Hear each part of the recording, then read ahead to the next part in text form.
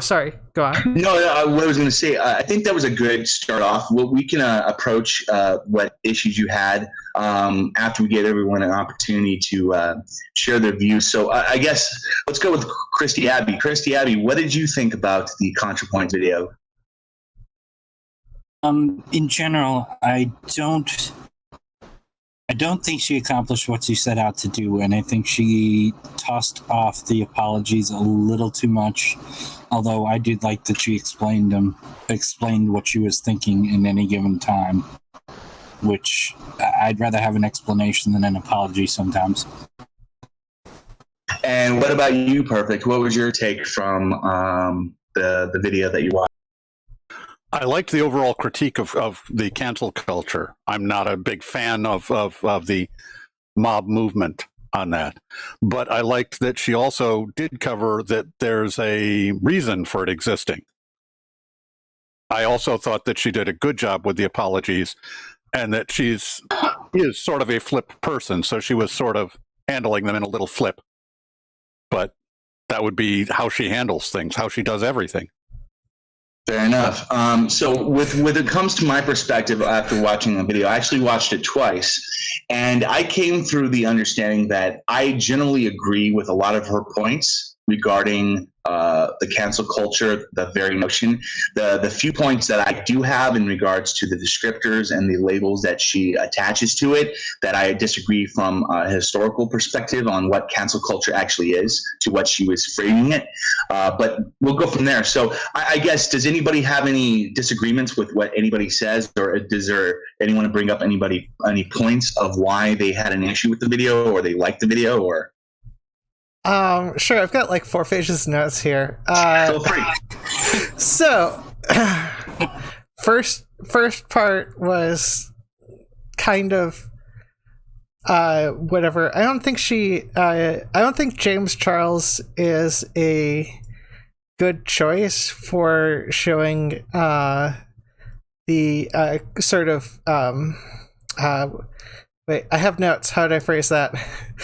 The sort of cancel culture gone wrong type thing. Mostly because if you're talking about personal shit of someone, like, the whole point of people calling out others is that there's not always tons of evidence. So a lot of times it's just rumors that you hear, just little bits, and that just keeps happening. And that's when you start to watch whether or not someone's questionable. That being said, there's also a lot of possibility of homophobia being a reason for people's attitudes. So it's hard to say if it was homophobia or if it was creepy attitudes that were just not described in great detail, because a lot of times with that stuff, you don't want to bring a bunch of other people in there to get mobbed by fans, especially if they're not expecting it or don't want to deal with that. Yeah, I mean, for me, when it comes to my position, I kind of agree with I don't think this Charles individual was a good choice either. But I do believe that the point she made does have some validity to it. That's why I agree, but also disagree because of this one note. For me, the biggest problem in regards to this is it's very hard to ascribe some form of guilt of the intent of these individuals. As everyone here knows, I'm a big person when it comes to a pattern behavior, and when it comes to me making a conclusion on such opinion on persons' motives and such. But I guess, what was your take on that, Christy or Perfict? Either one of you guys want to jump in? Yeah, let me jump in on this. I actually went and did some research on the James Charles thing, and as you can probably for those who actually can see me on the one stream, I'm the not awesome really stream. Yes, I'm not really into beauty culture. And so I had to actually research what the hell happened, and it was a mistake for her to use that. because the way it went down is not quite the way she described it. And as much as I in this particular form, I would probably get beaten up for it, but Essence of Thought went and gave a lot more context to it in the video today, which was pretty useful. I didn't watch that video. Neither did I, to be fair. So yeah, it's fine. But I'd already done my research. It was like, oh, you bastard! You got the video out 2 days before I did. So real quick, so we can again make sure everyone has equal. So what was your? Do you have any feedback on what you've heard so far, Perfict, or any points you want to?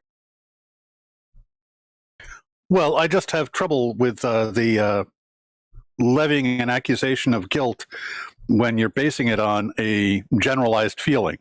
The idea that it's, I can understand saying I don't want to watch, and saying I wouldn't recommend it to a friend, but I have trouble with saying that people should not be watching. Yeah, I mean, that's a fair thing. I think in general, what the point should be of calling someone out is for you to pay more attention to if that person does more iffy things. And, you know, when enough of that builds up, when enough iffy things builds up, you start to wonder, you know,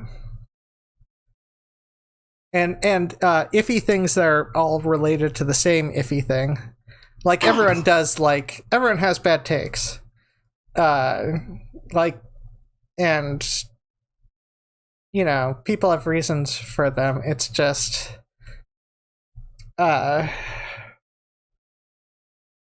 it you know, it's what? No, go ahead, Alex. Go ahead, please continue. Yeah. It's what you want to accomplish with that. I don't know. I lost my train of thought in general. Fair enough. So let me give my 2 cents into this. So from my experience in the past of my really bad behavior that I once did to who I am now, this is my perspective, and anyone can feel free to disagree or agree with my position. But for me, when it comes to this supposed, I'm going to say this with quotation marks, cancel culture, I agree and disagree with the connotations that's behind it. And here's what I mean by that. If you look historically on what cancel culture actually is, it's somewhat synonymous with call-out culture. Now, call-out culture is exactly what's happening here. But to be fair, it's being done only by a fringe element of this demographic. It's not being done by everyone. And there are some bad faith actors out there that are construing the actions of the few to represent the whole, and that's a huge problem for me. But at the same notion, these small groups do have a very loud voice. And for me, my biggest issue is automatically labeling an individual a bigot or a biased toward a specific demographic without a strong pattern of behavior. Now, that pattern of behavior could be different for every person's perspective. But for me, coming from my background, I'm very strong in this view, because if someone goes into my past, sees my takes I once did back in 2013 to 2016, and I did some horrible things, people could still label me a bigot. People could still label me in this way. And for me, it's very hard for me to allow, quick judgments in regards to that. I don't know, maybe someone disagrees with that. No, but I'm not a non-binary person. I can't speak for. I do think that use of Buck Angel is always going to be problematic. Do you want to start on the Buck Angel thing? Because I've got a lot in the Buck Angel thing. Yeah, feel free, but then I want to make sure, I just want to make sure everyone has an equal share in talk time. So go ahead and do your point, and I want to make sure Perfict and everyone else has a good chance to talk. Yeah. So, all right, let me just real quick. my first thought on the Buck Angel thing was, I knew nothing about his online presence. I really didn't. All I knew, the guy with the pussy. That's pretty much all I knew. And Laura Jane Grace, the trans singer, the trans musician, featured him fairly heavily on her show, True Trans. And I'm not about to cancel Laura Jane over it, for God's sakes. And I know for a fact Laura Jane is very pro non-binary because I spoke to the non-binary people that opened for her when she was here. So one of those, Buck Angel is a problem. Yeah, see, I'm not going to say for 100% certain because I just can't do it that Buck Angel is a trans medicalist. There's enough meat in the bone to say that they are probably a trans medicalist, and I've even laid out my own counters of why I disagree with this position, because both it's used by some of the religious zealots in the Middle East against the trans community and especially the LGBT community, especially if you're homosexual. And the other reason is because the trans med goes against the general consensus of mainstream science. There are organizations, for example, like the American Psychiatric Association, the World Health Organization, and many more that clearly state that being considered transgender is not strictly a person that has gender dysphoria or is going through some type of treatment. There are other criteria that make individuals fit under this umbrella, if that makes any sense. Maybe everyone, I mean, what is your take, Perfict? Well, I don't think that it requires that you be seeking any sort of change to your physiology. Yeah, see, go ahead. I'm sorry. That if somebody says that they are male or female, that is what they are, and that is one of the ways that male or female can look, and it's your job to get used to that idea. Yeah, I think that the respect of the individual's identity is incredibly important, but at the same time, we also have to help individuals with different viewpoints understand that when they say something that's not to the mainstream of society, and more importantly, the mainstream of science, in a way that's not disrespectful to them, in a way that hopefully is more. I guess my biggest thing is you have certain individuals on the opposing side. They use this as a cudgel to do any form of critique of individuals. So instead of doing it in a way to help them explain why they're potentially wrong and having an honest to goodness discourse on the topic, I've seen personally myself on social media, for example, certain individuals will be so blunt, so disrespectful, end up with ad hominems, go in this way that completely shuts down any form of discussion. And I really wish that didn't happen. And unfortunately, it's just an occurrence that happens on both sides in relation to this topic, more on one side than the other. Yeah. So let's move on. So I guess the biggest question is, what is your guys' take on cancel culture? Do you guys believe that the way that cancel culture is done today is legitimate cancel culture? Do you believe it's something else? I guess that's the next way we should approach. Shit, that was the one thing I didn't think too much about. Was fair enough. But if you can, Alex, what is your opinion on it? Like just off the top of your head, if you can. It like, I don't know. This one of those things where I'm like, I took a bunch of notes, but I didn't think about like the actual cancel culture part. Fair enough. So how about you, Christy and Perfict? Do you guys have any viewpoints on the notion of cancel culture how it's being portrayed today? Do you guys have any notions?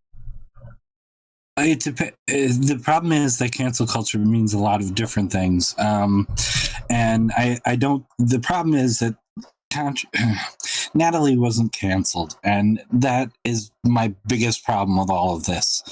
Is there are a lot of people that are mad justifiably with one thing that she did, and it blew up into something else, and she's part of that's her fault. And I don't think she was canceled, but she didn't handle it well at any point. So it didn't. I'll go.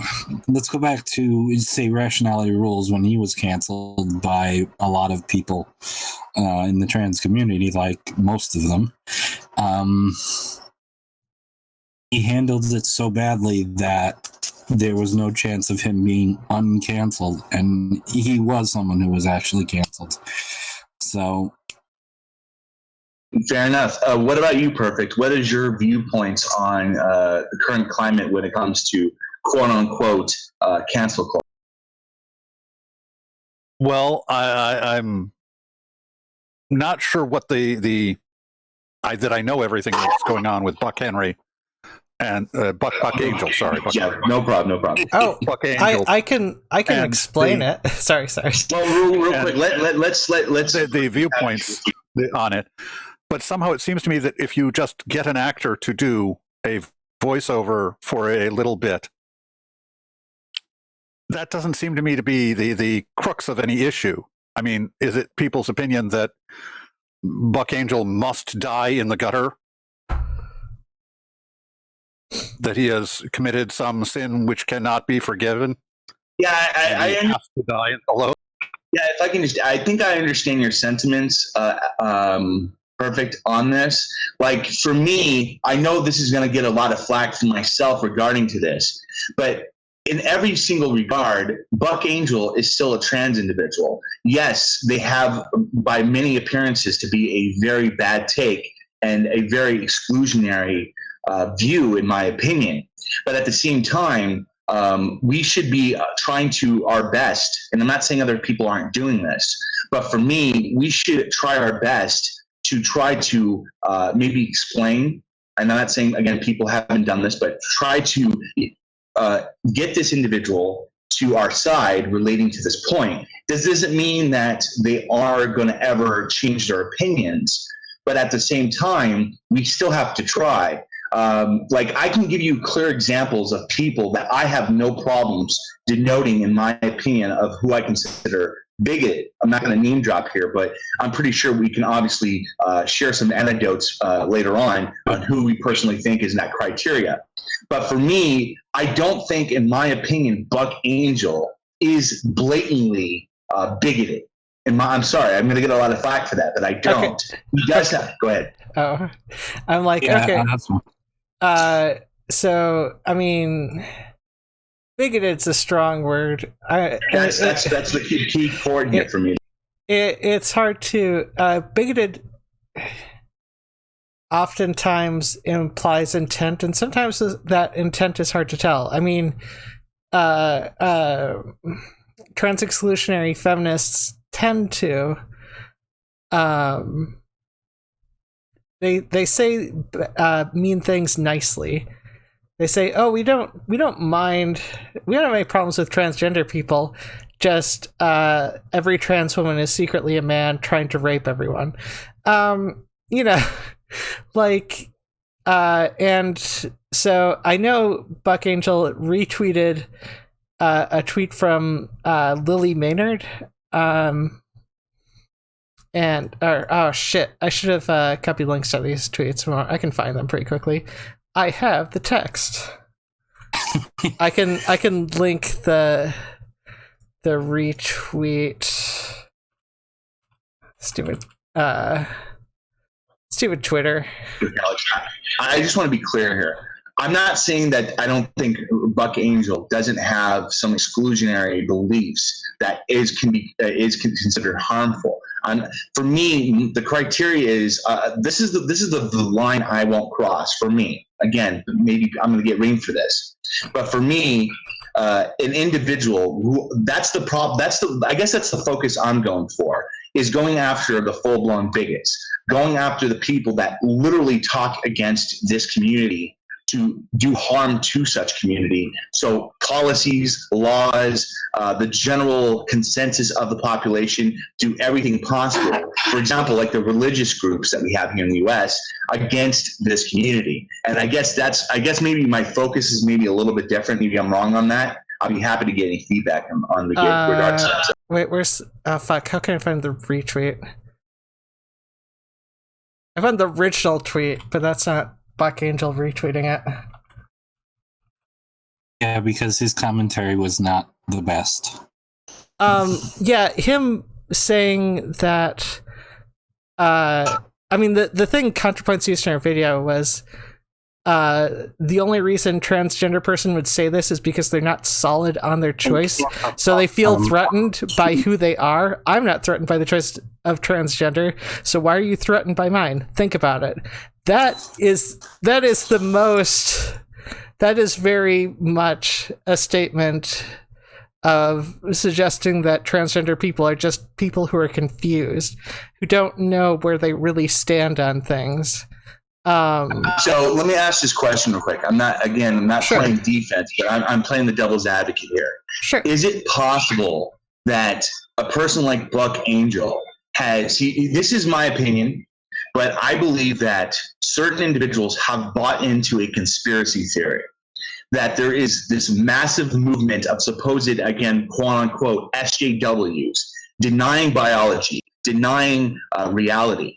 And this is a point that is made a lot from the other side in regards to their viewpoints. But basically, they put this narrative that individuals like us are denying biology, we're denying the fact of science, so on and so forth. Like, for example, they make the conflation that we are saying that biological sex and gender are the exact same thing. Yet, when through all my experience, I've only seen a very, very slim fragment of trans individuals in this community ever make such a statement. They've probably said it in error, or maybe they truly believe that it's possible. But the overwhelming majority, such as you, Alex, Christy Abbey, myself, we don't deny this fact. We don't deny what's the reality of things. And this is a straw man, a generalization these individuals use in relation to draw up this conspiracy. So I guess my question is it possible, do you guys think, that a person like Buck Angel has bitten into this possible conspiracy theory? Yes. I mean, he retweeted how astonishing someone who describes themselves as non-binary displaying a tenuous grasp on reality. I think that suggests that he has definitely bought into that sort of attitude. He describes himself as did he describe himself? I forgot. He describes himself as a transsexual. Well, yeah, I know. I was born trans. biologically female. I used testosterone to masculinize myself so I feel more like me. I had a legal sex change and now live as a male. All male pronouns. I am transsexual and will never be biologically male, but I do live as a male. Simple. That was another Buck Angel comment. So yeah, I would say that Buck Angel has bitten into that conspiracy just a bit. So real quick, so I give everyone a fair chance because I don't want to overspeak anyone else. Sorry. So what do you guys? What about you, Perfict and Christy Abbey? What do you guys think? Do you think that's a possibility? Well, I mean, he is a trans medicalist, and that's what he is. And yeah, I think there is a conspiracy of a lot of people don't believe in the non-binary, can deal with the binary because that's something they're used to, and there's a lot of people who just call non-binary people trenders. I've had a good friend of mine just say, well, the non-binary person in my house, well, I just see them as female. That's how they present. And I'm like, really? I just take people for what they say they are. Yeah, and I generally agree with you on that sentiment. Oh, I've had, yeah, I don't think I think the conspiracists is not where he's from, but he's from a place that never caught on to the idea of if there is a bimodal distribution of the sexual characteristics and because let's face it, transgender is a biological thing.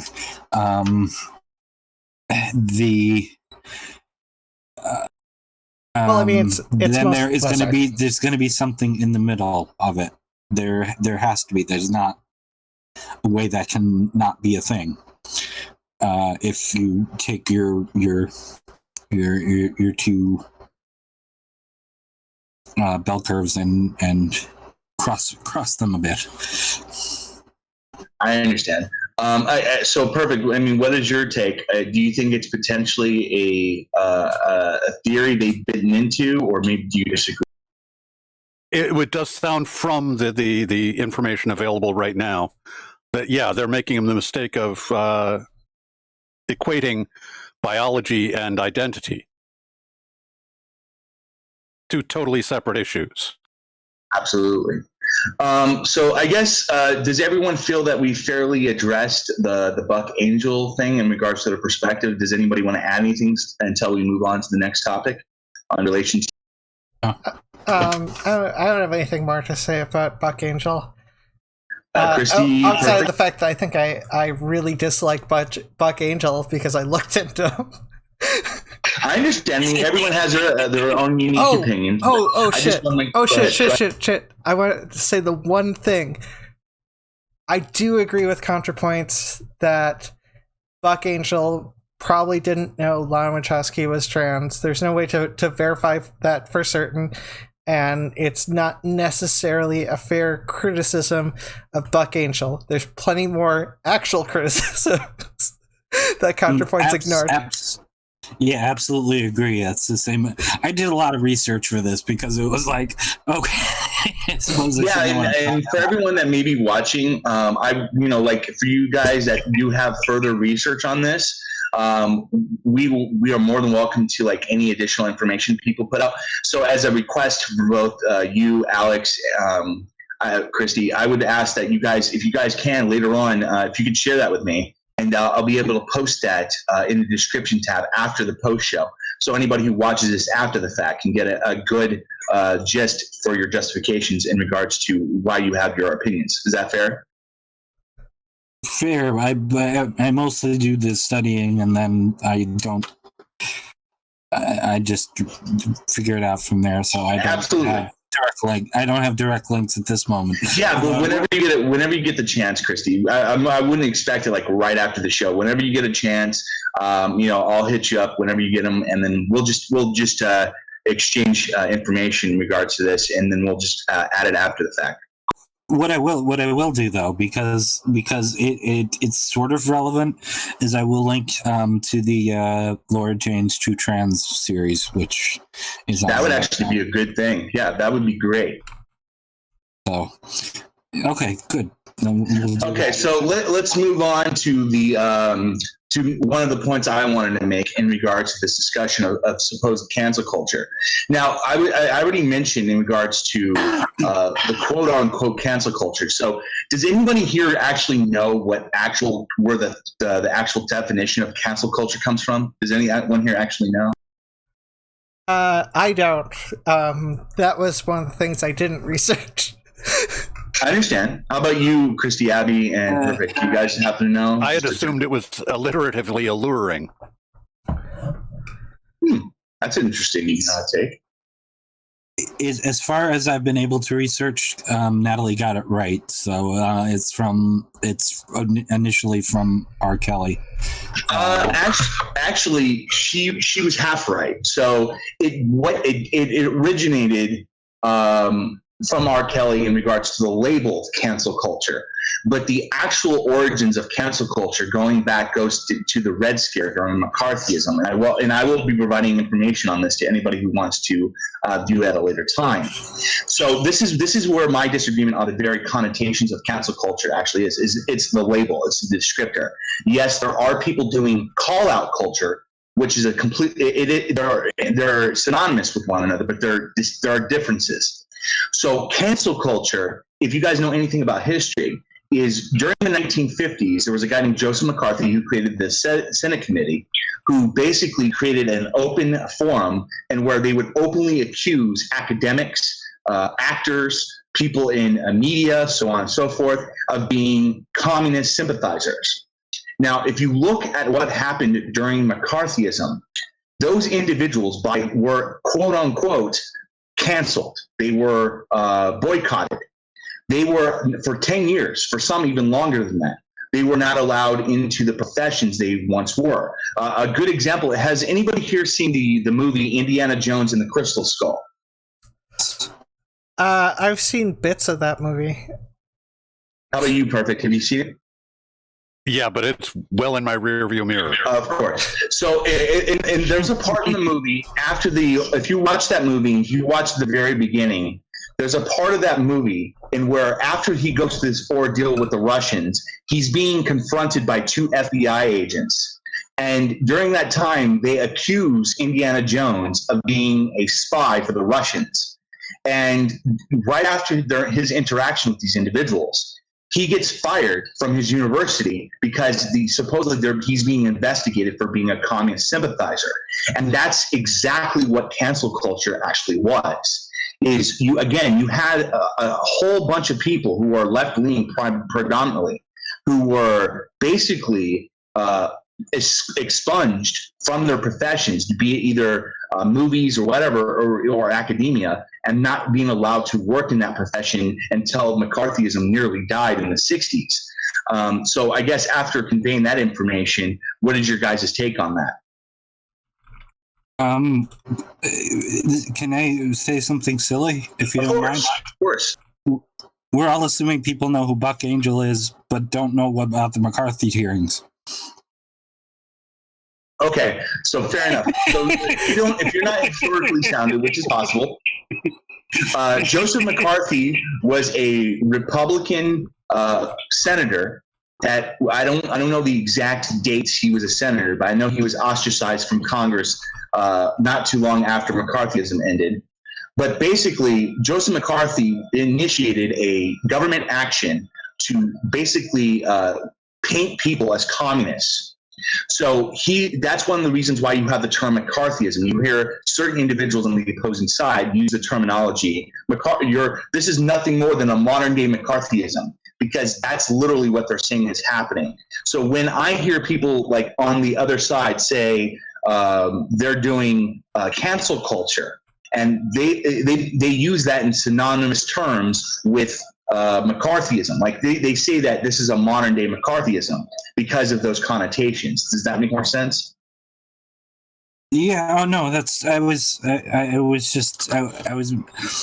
being a little bit silly. Just we never explained Buck Angel, but McCarthy is what much better known is what I was trying to get to. I apologize. Yeah. So yeah, like I didn't know of Buck Angel until Opulence, and people start talking about it. I'm just like, wait, who is he?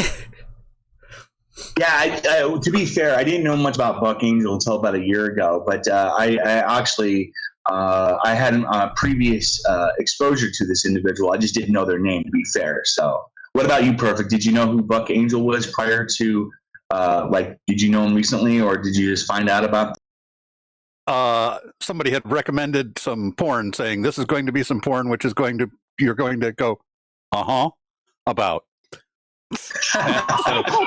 That's needy. Well, yeah.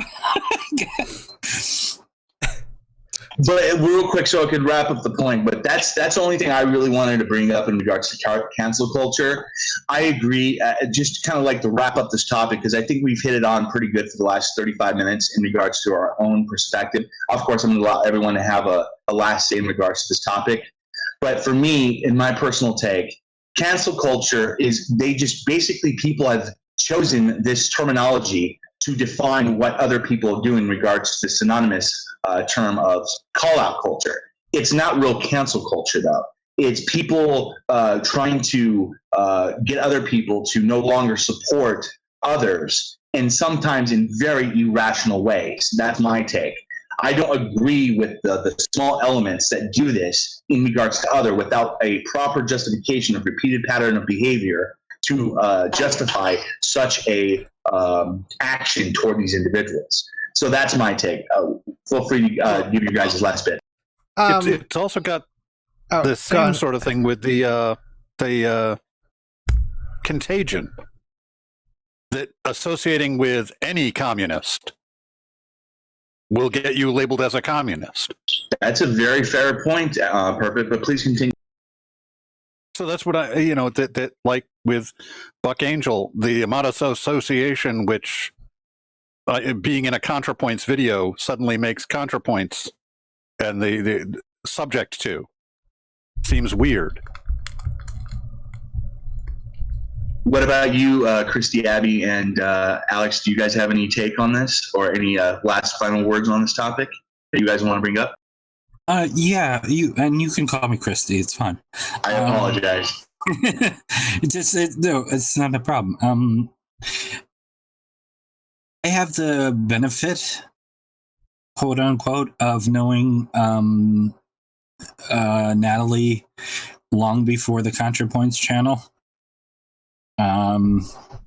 And we, I think, hated each other because I was then and remain an SJW, and she was then quite the shitlord.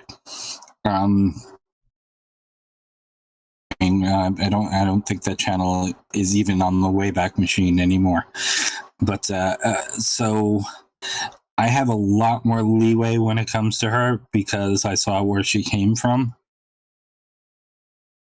Makes any sense? I give a little more. It does.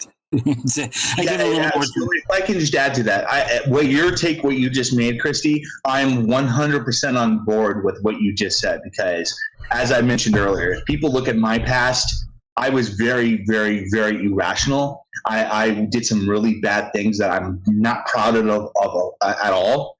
And what you just said, like the way you were presenting it is exactly how I look at it as well. So I agree. Yeah. What about you, Alex? Do you have any final takes on yes, this topic? I've got okay. So I'm gonna rush through my nitpicky. Let's see here. I didn't like the way that she changed the subject by mentioning the amount of time Buck Angel was on her video, because that's not really the point. The point is that she had Buck Angel and the implied support. I think obviously I get the feeling that Contrapoints is favoring friendship over ethics, and it's sort of like loyalty over ethics, which is fine. Contrapoint saying that didn't actually mention that Buck Angel called whatever, that's less important. I've got a lot of notes, sorry. So she made declarations about being able to change bonds by connecting with people, and no way to change, but also said there's no way to change the minds of trans Twitter, and disconnects from trans Twitter.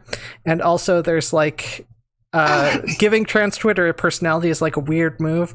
I get that a lot of this is probably defensive, and it's not about the number of quality videos. She just needs to have a good one. And it sounds like a lot of people don't like a lot of her videos about non-binary people in general. Obviously, performative theory does not equal transmedicalism, and Natalie's just got like weird things people have issues with, but that they can't describe, so they label her a transmedicalist. I don't think she's a transmedicalist. I hate her giving up on rational explanations for gender identity. It's not that complicated to have an explanation for gender identity. I don't know, Christy, you can back me up if I'm correct in any way on this.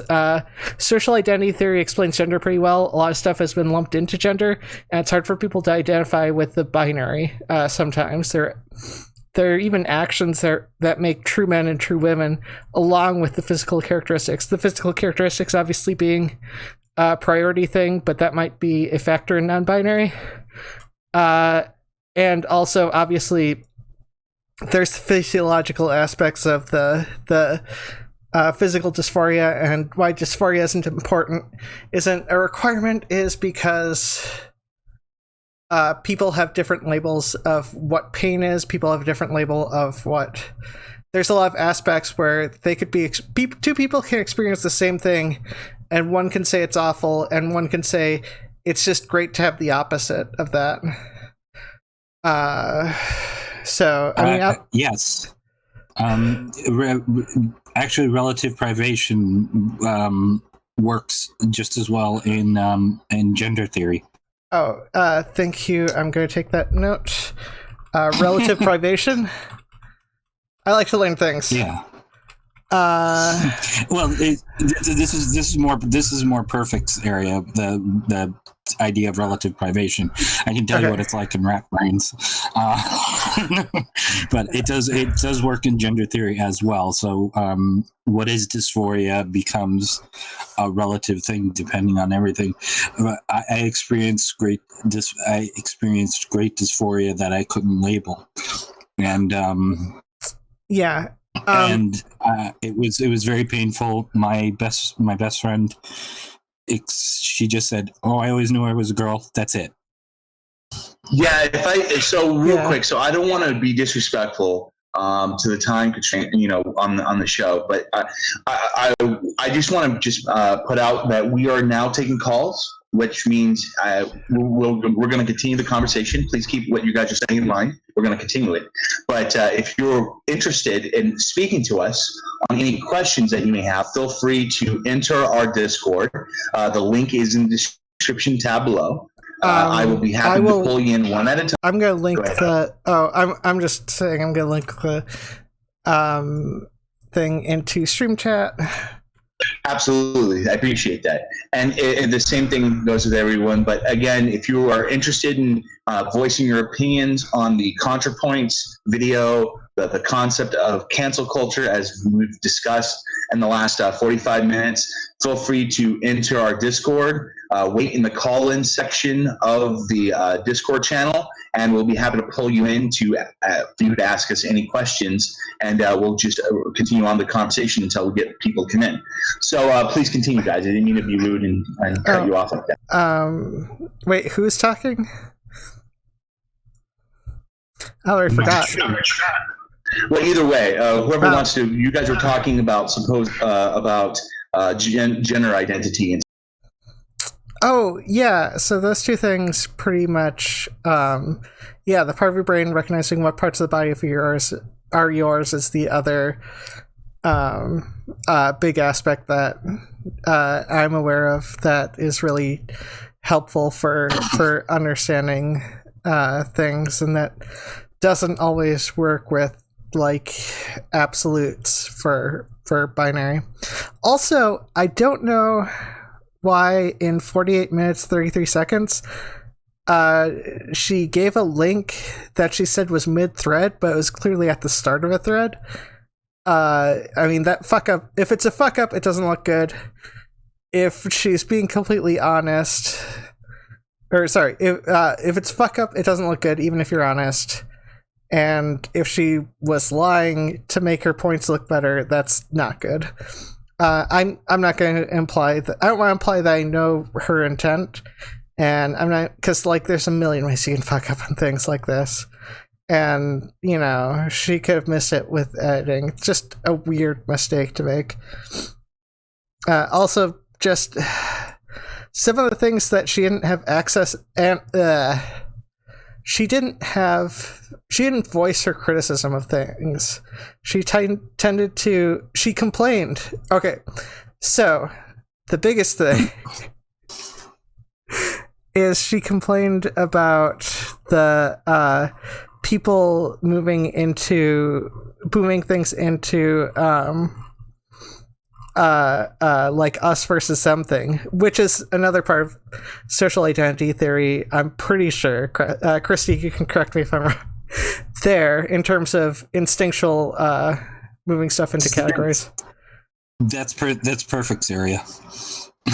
Oh, well, I mean, social identity theory is a psychological theory, I thought. Well, yeah, it's sociological and it's psychological, but sociological and philosophical. It kind of covers all the bases on that. Yeah, so people do seem to, at the very least, instinctively group things up, and Contrapoints does too, even though she has a problem, or she expresses a problem with it, because Contrapoints given how much Contrapoints ignored any problems with Buck Angel, who, you know, even though Buck Angel is impactful, but like that's not a good reason to ignore all the negative things. And you can say positive things while she did acknowledge some of the negatives of Buck Angel, but like, I don't know. She seemed to use kitty gloves with Buck Angel. Yeah, see, for me, I generally agree with a good portion of what you guys are saying. I think that Contra was kind of playing it safe, but I think she has a reasonable. I think she has a good reason for playing it safe in some ways, because I think one of the motives in regards to a lot of these prominent social media personalities is they want to try to outreach to as many people as possible, and I think that's one of the issues that I'm seeing a lot of people have is in regards to exclusion. And I'm not saying what she was correct. I'm trying to be fair and balanced here in regards to this, but I think that the same standard is happening with a lot of YouTube personalities. They have a hard time taking a position on something because they don't feel like they want to ostracize a certain demographic of people, potentially being shown their content or their perspective. Maybe people disagree with that take, but that's my opinion. I have more to say on that later, actually. Of course. And again, real quick, I just want to add that we are still taking call-ins. If you have an interest in speaking to us, feel free to jump into our call-in segment of our Discord channel. The link is in the description tab below, and we'll be happy to pull you in to answer any questions that you may have. I guess the next part we can go into in regards to this is please keep in mind like things you want to bring up relating to the original topic of counterpoints and council culture we're speaking on for the third half of the show. But I guess let's start with so I asked you guys to bring in one topic that you felt was incredibly important, or it was important to you guys that you wanted to be addressed.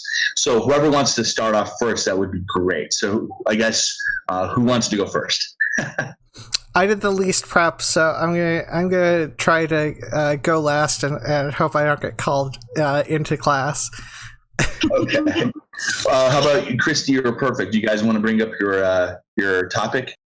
Let Perfict go because I've been talking a lot. So. Okay, mine is just the off topic, but it's the secular division of church and state.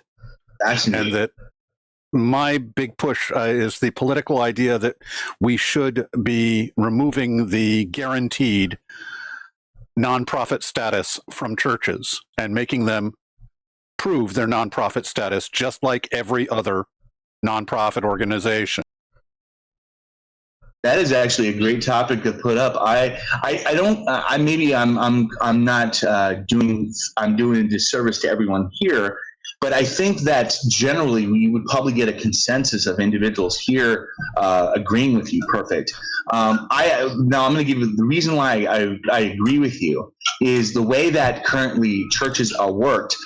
There is a lot of abuse within these organizations, and these abuses. One of the ways they get away with it so much is because of the lack of transparency within these organizations.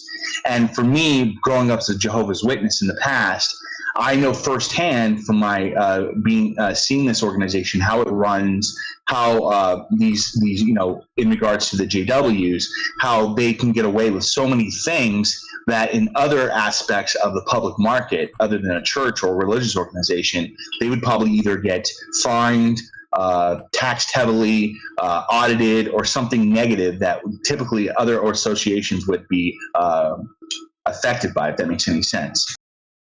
Yeah, as well. Well, one of the things that I view as being the political capital to work with is that it would end the pedophile shuffle that the Catholic are able to do, because they simply don't have to surrender their records at this point.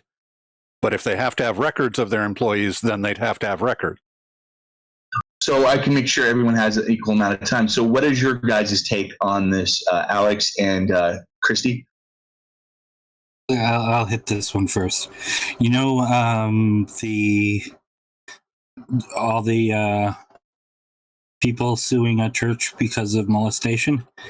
Yeah, I'm one of those people. See. So real quick, Christy, so we can be respectful to your experience.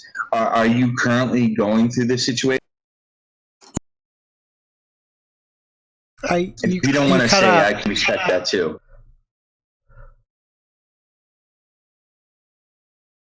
You cut out. I apologize if I cut out. No, Christy. Oh, I apologize. I can't hear you, Christy. Oh no. She's saying a lot. Yeah, it doesn't look like Christy is coming through. There may be a technical issue going on right now. Yeah, there seems to be a technical issue. Oh, there you are, Christy. Welcome back. Okay, I see what happened. All right. Just real quick. I found out that the person who molested me is still a pastor in the church, and is still working with kids. So. Wow, I am so sorry to hear that, Christy. I am sorry. I was not trying to pick at a scab. It's not. It's one of those things that I'm very open about things because I don't know why. I just am. But I'm it's not a scab. It's something I'm very vocal about. Thank you. so I guess let me just put it like this, and out of respect for everyone here, let's just say it's the point that the topic that Perfict brought up is probably something you would vigorously, because your personal experience would be in strong advocation for. Would that be correct to say? There should be some protections for the church, but I think there should be many fewer. Oh my God, there's no way to make that sentence grammatical. There should be far fewer protections than there are, and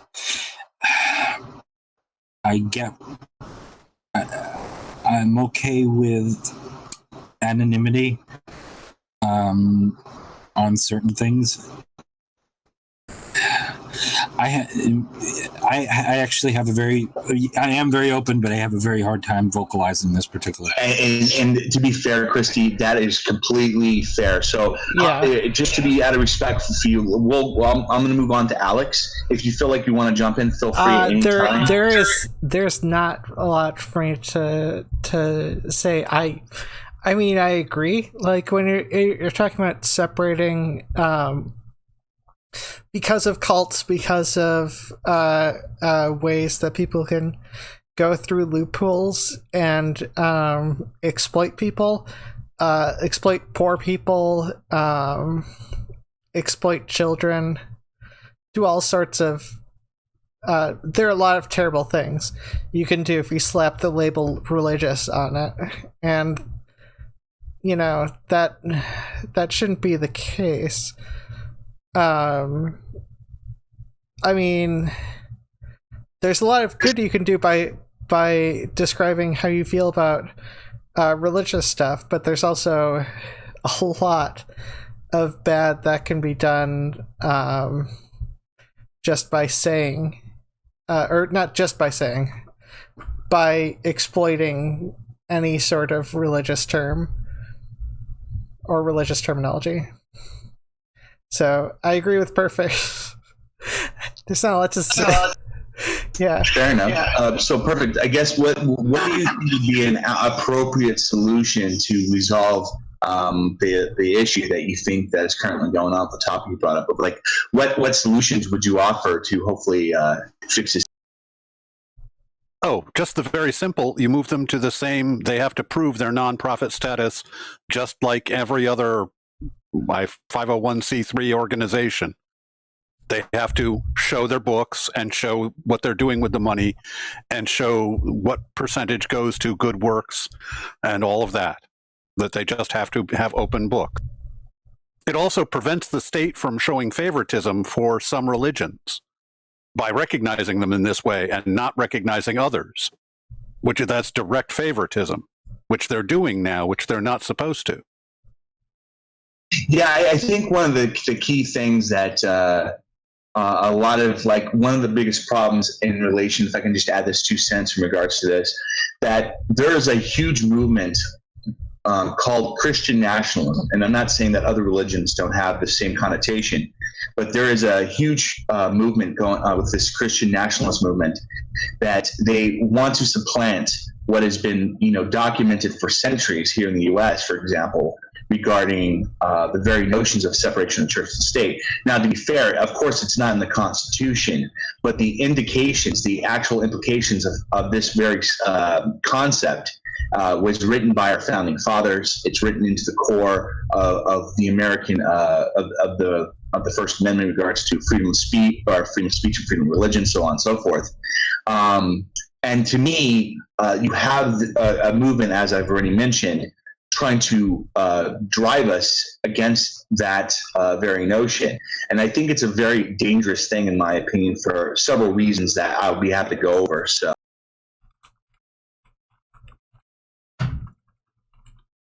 I guess the question is, does anybody agree with my take or have any additional? Well, I'd be interested in hearing more, but yeah, we'll go over that in the third segment. So if you have any, when it comes to all the topics we bring up, guys, so for everyone to know who's watching, so when it comes to topics we bring up during the third half of the show, this is going to be our free reign discussion. We will have an open discussion with anyone in regards to anything brought up during the call-ins, and while also speaking on the main topics and the topics brought up by the host. And then during that, we're just going to see a free-flowing discussion, and then we'll address any questions that come up maybe on the YouTube chat, and then we'll just wrap up from there. So that will be the third half of the segment. So I guess who wants to get to the guillotine next? Who's next? Can you do it, Alex? I'm kind of. I thought I was a little better with what I said than I am. So yeah, I think we should give you a little bit of time because of that was a sensitive topic that we brought up for you, Christy. So okay.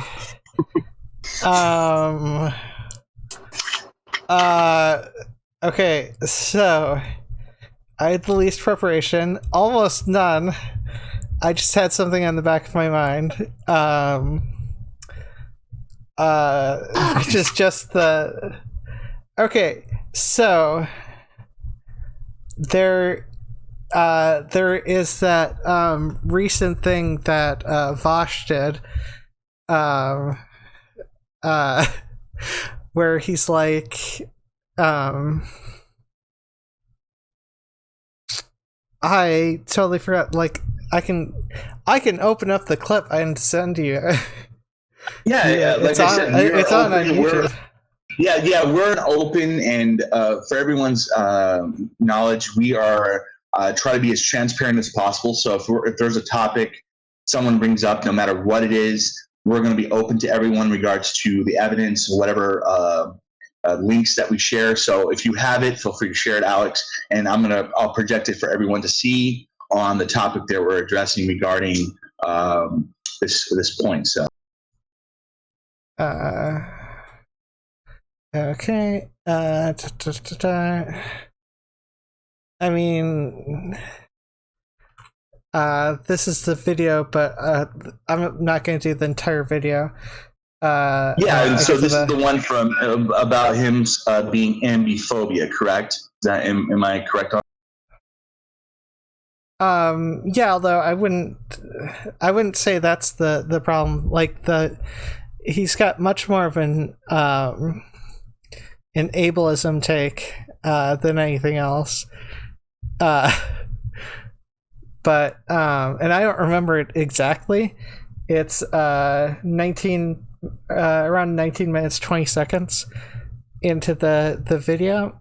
The hot take, which Vosh agrees with everything he said in the past, but then doubles down at the end. So let me make sure everyone understands. So what did he double down on, Alex? So to be fair,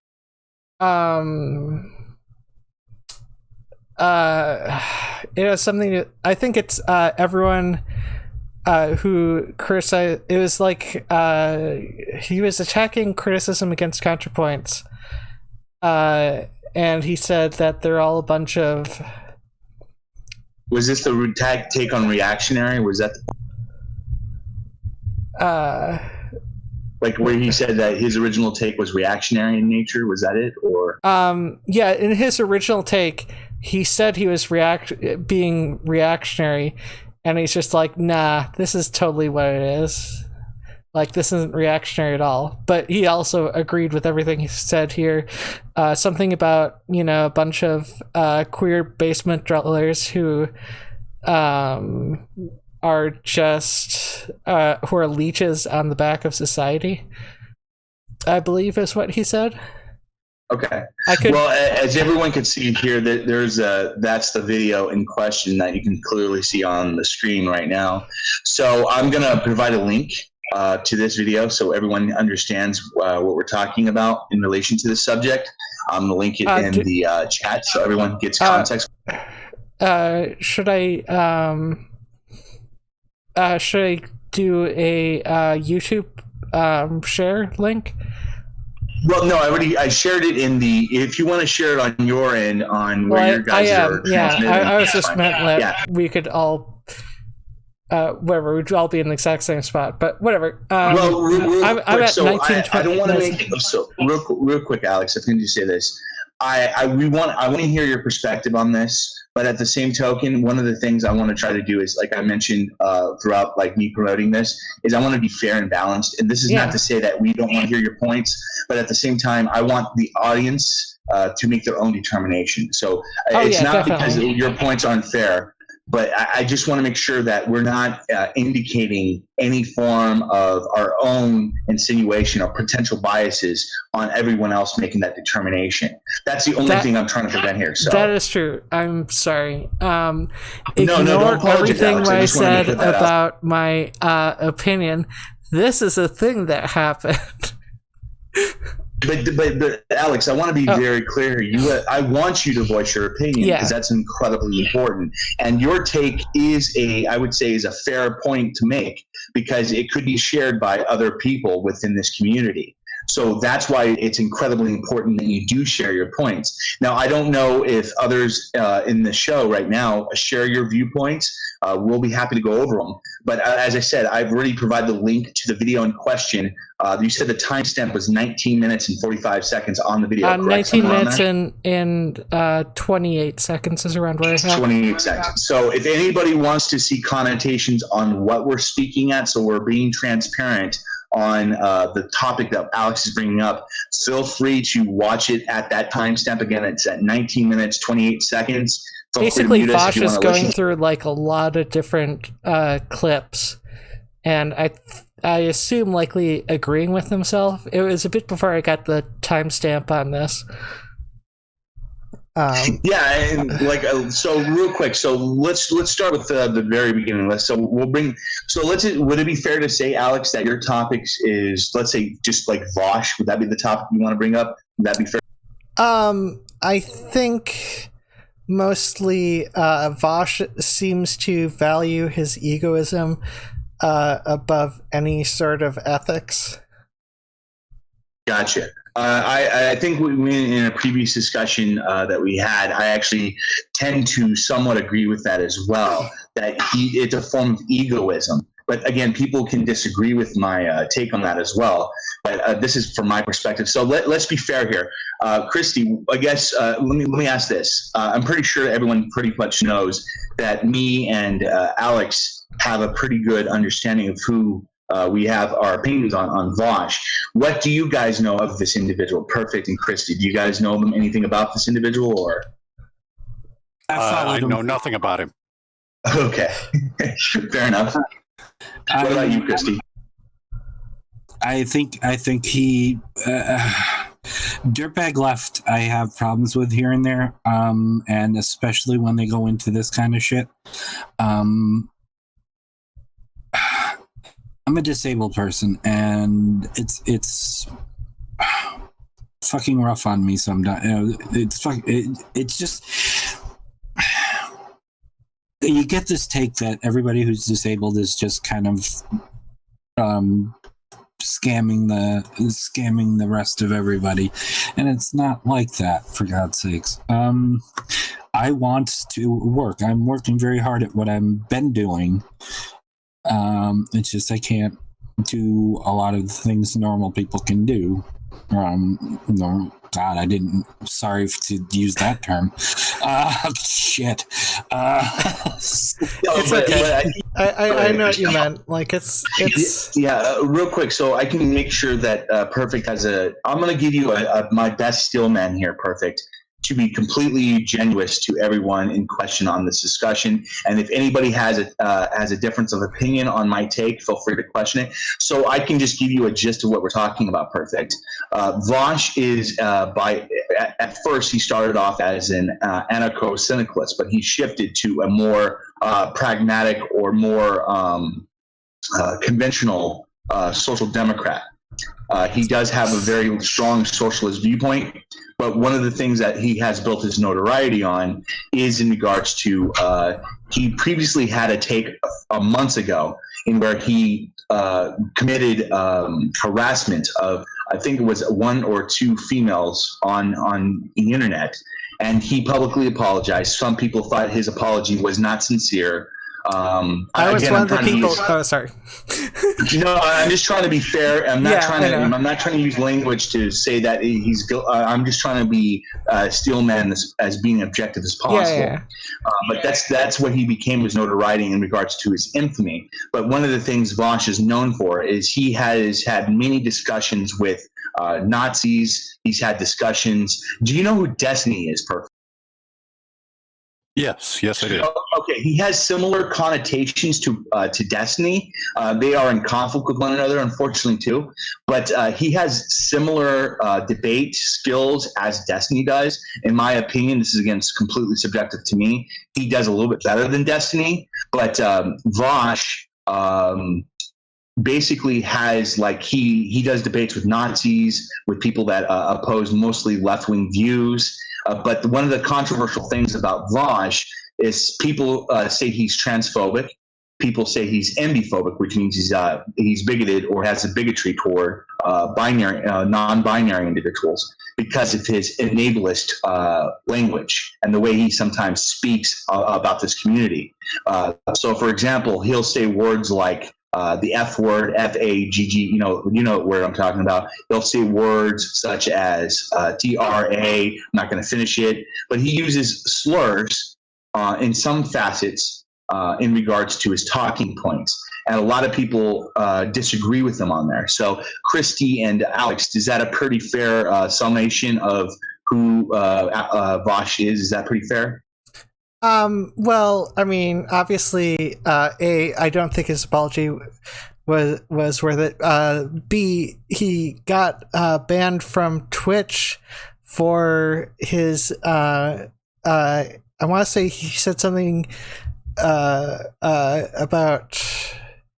like that Israel should be nuked or something like that. Got him banned off of Twitch. I don't remember.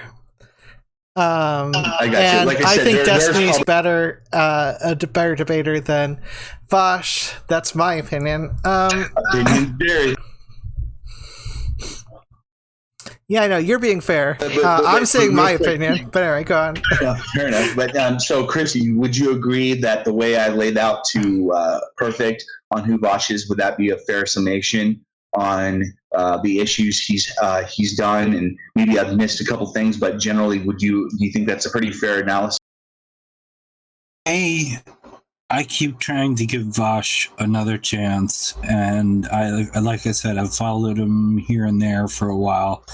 I had a really, really long argument with him at one point when he made a seriously transphobic joke. And I keep wanting to give him another chance. Destiny is a lot more controlled in the way he debates. So he doesn't have the sudden blurt out of what we would charitably call gamer talk. Well, I mean, Destiny does have the occasional gamer talk blurt out. He does have his blurts out, to be fair. Yeah. No, but I just want to make sure. So, but do you guys think that the way I described Vosh to Perfict, so he has a good understanding of what we're talking about, that pretty? I missed probably some points, but you think I did it in a way that you guys would accept to be a fair analysis of who he is? Would that be? Yeah, and I don't think he should have. I don't think he should have necessarily been banned from Twitch for his hot take that was a bad take, but yeah, that's pretty fair. Okay, so with that being in mind, Perfict. So basically, if you ever get a chance, we can approach this next week on our next show. So we can go back to this topic. So I want to make sure it's fair for everyone on the show, so they get a good gist of who this person is. So, so far, what you've been told based on my steelman of this individual, Perfict, what is your opinion so far of what I just said? If you take what I said as to be face value correct. Might be interested in looking at him for the debate skills, but otherwise, I'm probably not that interested. Fair enough. I mean, to be fair, I'm not that interested either. I just legit did not do good planning, and I was like, I remember this. I have an opinion on this. and that's perfectly well, guys. This is, like I said, this is a free form. I don't expect everyone to have the top-notch debate skills or conversations. This is just, I know it was I think it was kind of, to be fair, I kind of brought this up at the last minute. It was 5 days ago, relating to asking you guys to do this, but I appreciate you guys doing it nonetheless. So. Well, yeah, and I wanted to try. I mean, that was why I watched the Contrapoints video twice, because the first time I watched it, I knew is the most likely for me to have a reactionary opinion, and it's good to step away and watch things again so I can have a more reasoned opinion, because I care about that. I will watch the Essence of Thought video later, though. I know my roommate did already, so he's got his own opinions on that whole situation. But anyways, do you want to hear what Vosh said? Well, real quick, if I can just say this. So would this be fair for everyone here? Because Perfict isn't really familiar with this individual. Is it fair for you, Alex, if we maybe approach this topic? I'm not trying to ignore what you're saying, but would it be fair if you're canceling me? No, come on. No, but real quick. So I just want to be fair to everyone here. Yeah, no, that's totally fair. I'm fine with that. Real quick, is it okay for everyone here, Perfict included, that later next week we may come back to this? I'll give you some information, Perfict. If you don't really generally care, you can come up with the same position next week. But I'll forward you on some information about this individual so we can come back. And if you still have the same opinion, you have the same opinion. Is that cool? Is that cool with you, Perfict? Sounds cool with me. All right, awesome. Yeah. And is that okay with you guys, Christy and Alex? Would that be okay? Yeah, no. I'm totally fine with that. How about you, Christy? You're okay with that? Yeah, I don't. Yeah, I'm good. Okay, awesome. So you wanted to go last, right, Christy, on the topic? I can come up with another topic if you still want it by time. I thought of one just now. Go for it, Alex. Let me hit it and all right. I've been having this thing lately, when we started talking about cancel culture, it was I'd already started working on a video for my own channel, and I realized I'm really not good at just doing videos. I'm more good at conversations. So I wanted to when I got invited to this, and you said pick a topic, I was right there because I knew exactly what I wanted to talk about. And it does have to do somewhat with cancel culture. I am having a lot of trouble with being friends with or friendly with different groups of people, and I'm being told here and there that I can't be friends with this person if I want to be friends with this person, and I can't be friends with this. Somebody unfriended me that I was friends with Alex. Oh, really? Now, yeah. If I can just mention, so you're talking about like a form of guilt by association. Is that pretty fair to say, Christy? Well, somewhat, yeah. I mean, look, I'm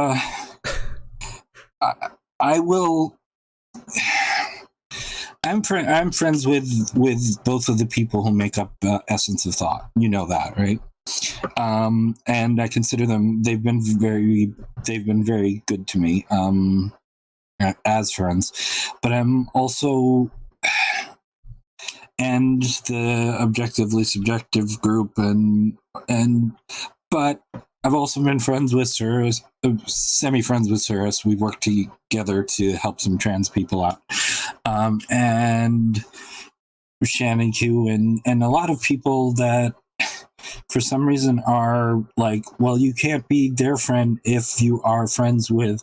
And I'm like, this is fucking middle school stuff. And it bothers me because I give people as much chance as I possibly can. And my entire outlook on it, I was talking to my ex-wife, my ex-wife's in the other room, so I was talking with her about it. I said, one of the reasons I don't give up on people very easily is because I've done a lot of stuff in my life where, because I was so angry and hated myself so much, that people should have given up on me, and they didn't. So I don't see why I should give up on people on first or even second offense. I get people being hurt, but I don't get people being hurt to the point where they say, if you are friends with this person, I can't be friends with you. All of my interviews canceled this month. Wow. Particular. So if I can give you my position on this topic, so I'm not going to plead innocent on this. So months ago, about a year ago almost, I was guilty of doing a ton of guilt by association, and I was wrong. And I did it, and I'm regretful that I did it. And I have no problem admitting to anyone that I did it, and I was incorrect for doing so. So as I've already had discussions with everyone here relating to my own positions with regard to this topic, I'm going to start off with the person that was name dropped, Essence of Thought. I don't have anything personally against Essence of Thought or even professionally. I think that the reasoning for them doing their content is for a good cause. I think they're a good person. I think that the reasonings of why they do their content is generally for a good reason. They do it out of the goodness of their heart. I think that they're good-hearted in nature.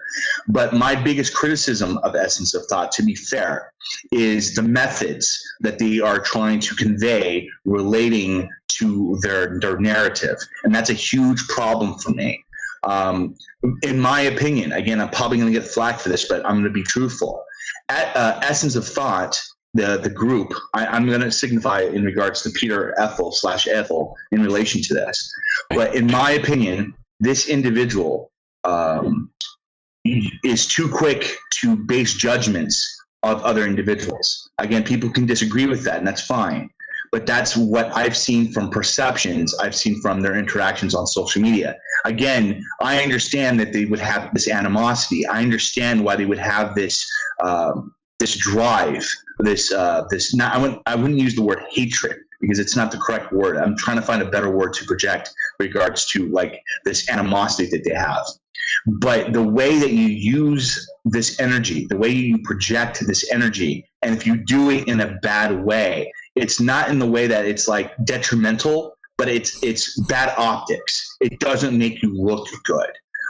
Like I've known Essence a Thought. They project. They state that maybe I'm wrong on this, but they believe in secular humanism, and I respect them for that. And I also am a big adherent to this philosophy. But for me, the way that they are quick to judge, in my opinion, goes against that very concept. And that's, again, my own 2 cents on regards to that. Does anybody disagree with that, or? I disagree with it only on one particular thing, and not to bring too much private information. Of course. When all of a sudden I was having you have to choose moments here, and I'm getting Twitter things and I'm getting DMs and all over the place. The next morning it was Peter Ethel and Udita who checked on me first to make sure I was okay. They were the ones who didn't do this. So yeah, and I just want to be clear. I think that Peter Ethel and the group known as Essence of Thought, I think generally that they are good people. I think they are good-hearted people. I think they try their best because everyone makes mistakes in relation to their talking points. But I also can't bypass some obvious appearances in regards to criticisms I have on their techniques. I think that the way they approach different topics is a tad harsh. Now, for some, I'll bring this up. When it came to the situation with rationality rules, I've made my position on this pretty clear on social media, but I'll rephrase it here. When it came to that situation, in my opinion, Stephen Woodford, also known as Rationality Rules, acted very bigoted in his talking points. Yet I'm not going to add the label of him being an active transphobe. The key word is active.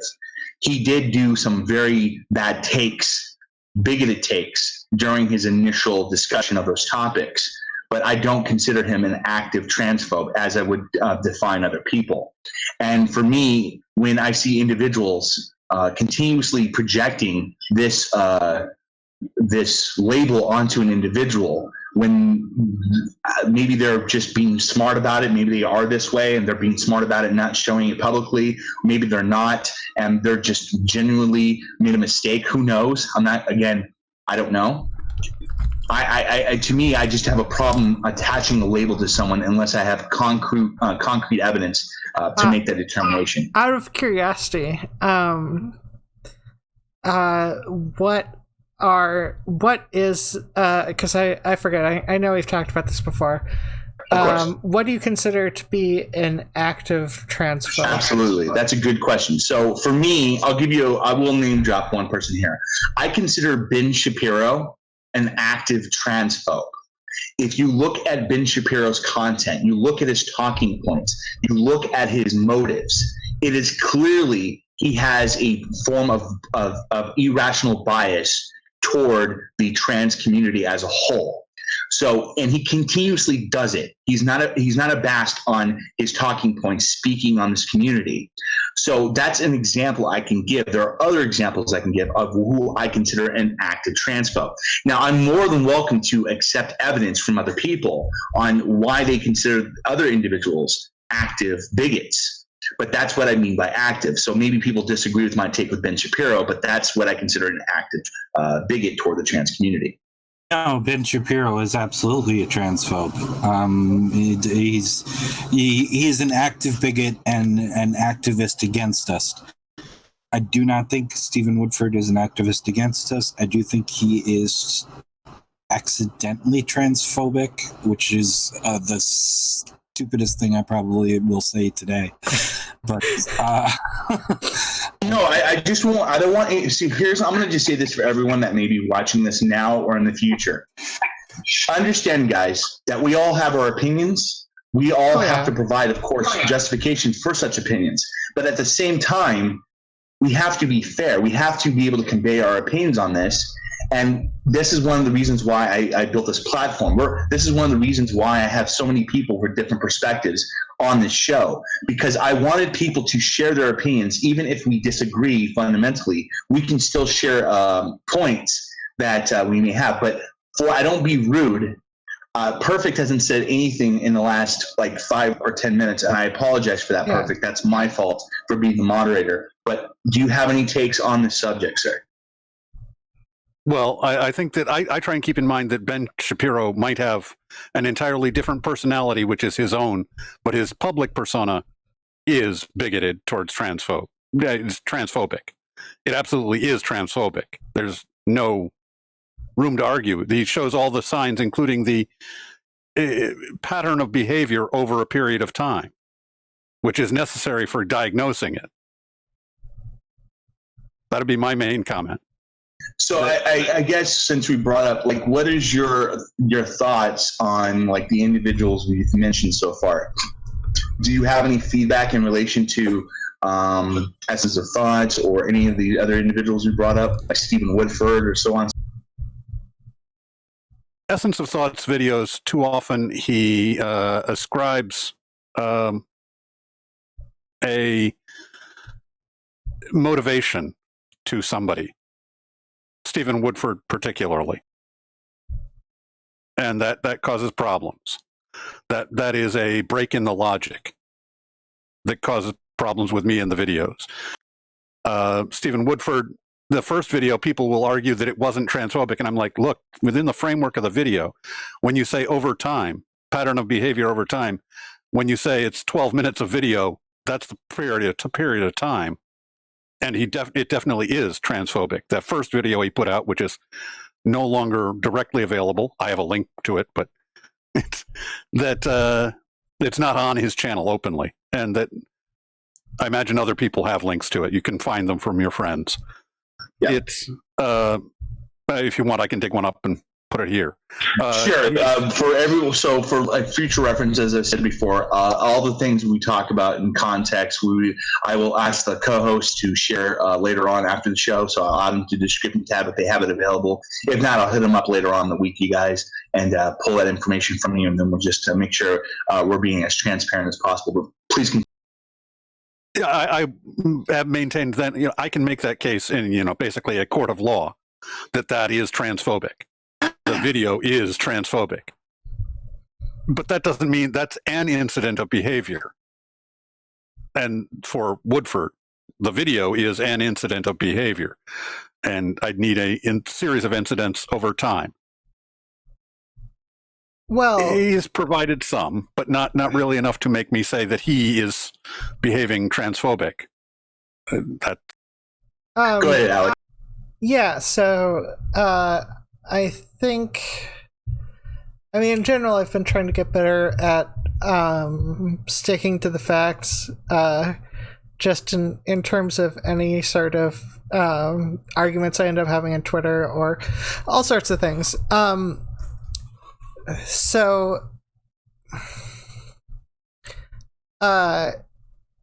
The concerning aspect of his video is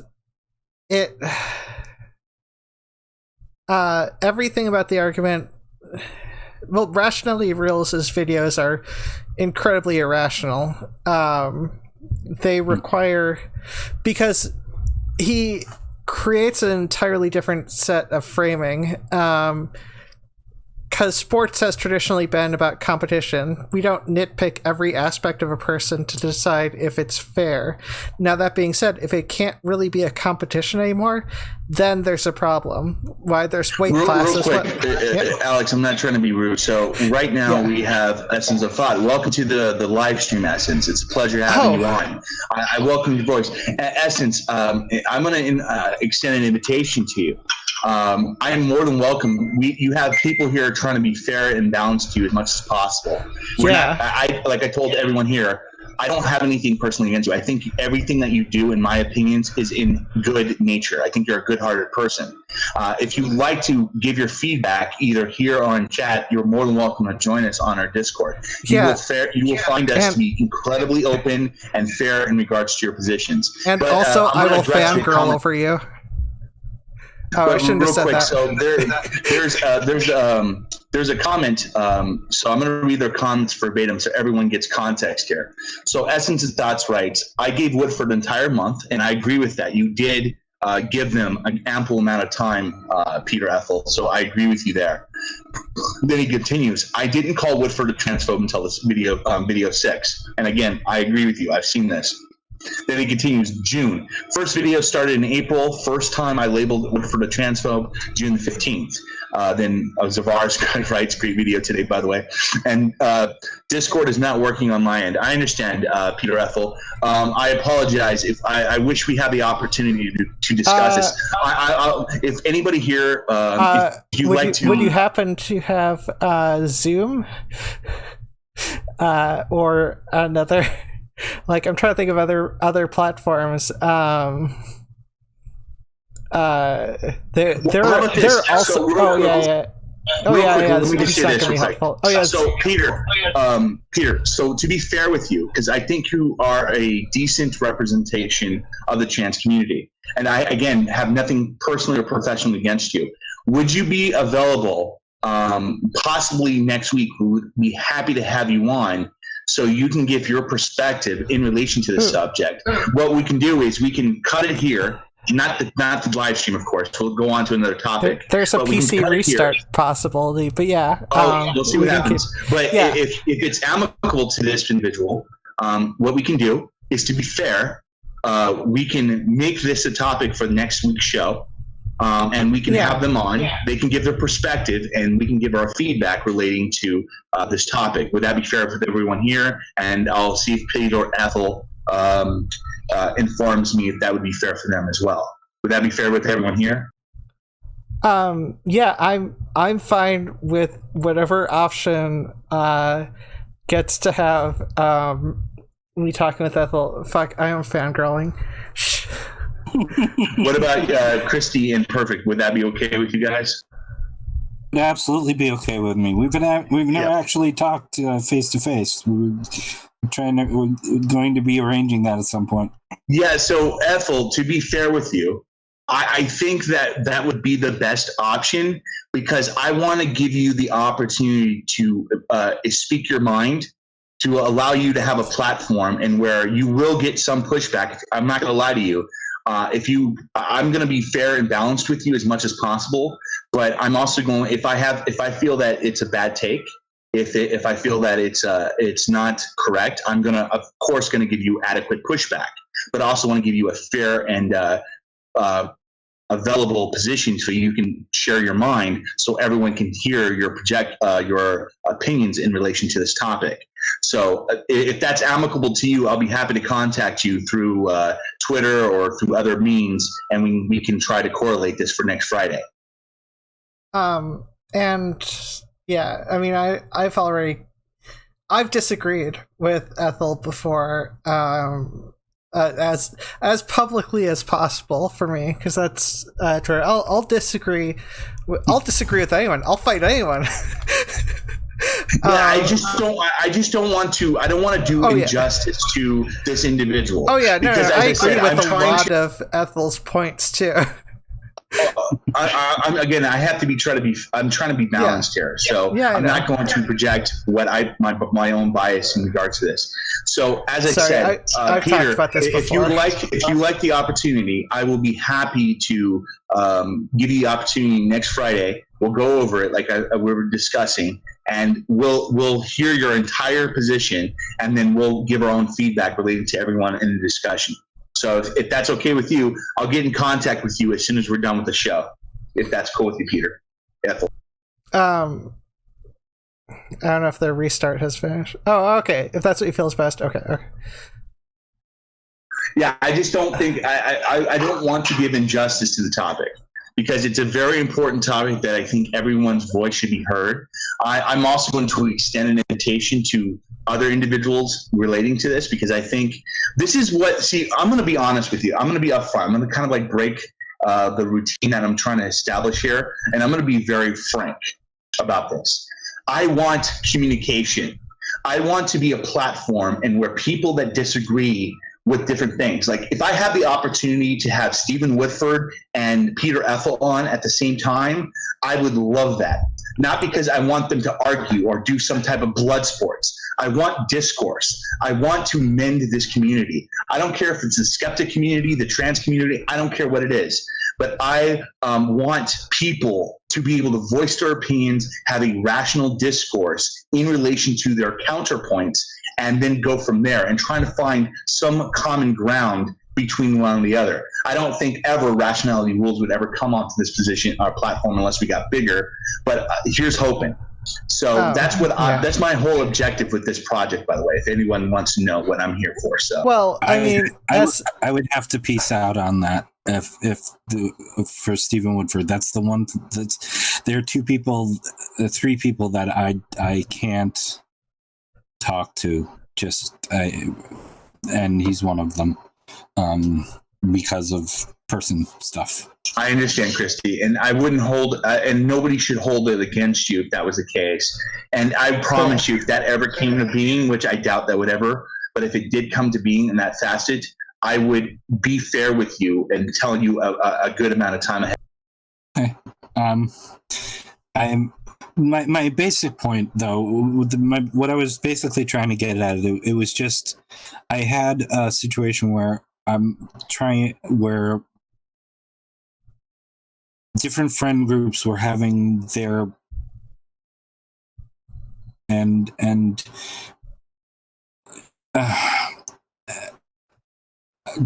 two of them had agreed to sort of do a sit down, and that blew up like before it ever happened. And I'm not entirely sure that mending is a thing that's going to happen, and I'm very sad about it, because I don't know why it was the rationality rules thing in particular that broke the community, but it did. I mean, I have a lot of background information that I can't share, and I'm trying to be so fucking careful right now. I understand, Christy. So let's leave it. Let's leave the topic alone for now. I just want to say one thing, and then we'll leave the topic alone. We'll bring this up next week. So if everyone's cool with it, we'll talk after the show on what. We'll go ahead. Al. Oh, I am very cool with that. Sorry. Yeah. So we'll kind of. I just want to say one less little tidbit, and then we'll go on to another talking point. But for me, I understand that it may be very difficult, and this may be fruitless. There may be no way of mending this situation. As someone mentioned, it's charcoal. That's fine. But you have to try, and that's my position. I respect other people's opinions of not thinking that it's possible that this may occur, that may be a dead end. But I have to at least try from my perspective. If it comes to the value that we've at least tried, in my opinion, and if nothing comes to it, but at least in the back of my head, I would feel consciously happy that we at least tried. I guess that's my only motive. I mean, right. That's what got me canceled this last. I got semi-canceled here and there, which is because I was trying to, and I get why people were hurt, and I'm trying to but there's I think there are some people who are, in terms of time spent, it's really for me the idea of weighing how much time is spent trying to change people's minds versus the particular what the person cares about. I mean, mostly I don't know how to change the minds of people who value ego over ethics. Yeah, and I agree with you on that, Alex, because for me, a lot of the problems that we're currently facing when it comes to this situation comes from egoism. And I know people may disagree with me in regards to that philosophical take, but I really want to ask this. So, Perfict, I know you're pretty versed in philosophy. I know you're not an expert. You haven't gone to college and all that good jazz, but you're one of the most versed people in philosophy. In your opinion, like, can you like share what your opinions are on, or your observations are when it comes to egoism? I mean, how much do you know about egoism? I'm really not sure even how much I know about egoism. Fair enough. So I guess I'll share some information on that for next week's topic. But we're going to move on, to be fair for everyone. But I will get in contact with individuals in regards to this, and hopefully we'll give them an opportunity to speak their mind freely in, again, fair and balanced way. So we've gone to Christy, we've gone to Alex, we've gone to Perfict. So it's my turn. So this topic is actually something I brought up earlier, but I can't emphasize this enough. I brought this up in secular sexuality last week, and I'm going to bring this up here. There is a huge problem here in the United States, and I would even argue that this is the case all across the industrialized world regarding the treatment of trans veterans. It's a huge problem for me. This is one of the motives I have of why I want this project to succeed. There is such a negative treatment of these types of veterans, especially within the trans community, that for me, it's incredibly disheartening. Right now, you see so many veterans. I had a personal experience talking to an individual less than a week ago relating to this subject. And for me, the amount of treatment these trans individuals face while being in a highly conservative community, while also facing the ostracization regarding the society at large of the trans community, it's saddening for me. And I really wish that our government and institutions would give more credence regarding this this really disadvantaged community. It's like trans individuals have a bad problem as it is, as we state today, but then you have a community within a community. And I'm not trying to say that their issues are more important than other people's issues. That's not what I'm saying at all. But I wish there was a little bit more nuance being discussed relating to trans vets. So I guess in regards to my topic, what is your guys' opinion on this? I've not heard a good opinion on the other side. I've heard people talking about it. I have not liked the points that they were making. Can you share, like, I guess my question is, Perfict. Like, what opinions have you did you not agree with that they were making? Like, can you share a couple of them? Would you mind doing that? Why are these people entitled to elective, non-essential surgery that everybody else is denied? Are you talking about are you talking about like bottom surgery? Bottom surgery, top surgery. They're just talking about the surgeries to transition. And this is what they're saying, correct? Not you particularly, but No, not me. This is they're seriously putting forward, like, these are fun time things that people are doing. They're luxuries. Oh yeah, it's totally. like lobster. It's totally a luxury.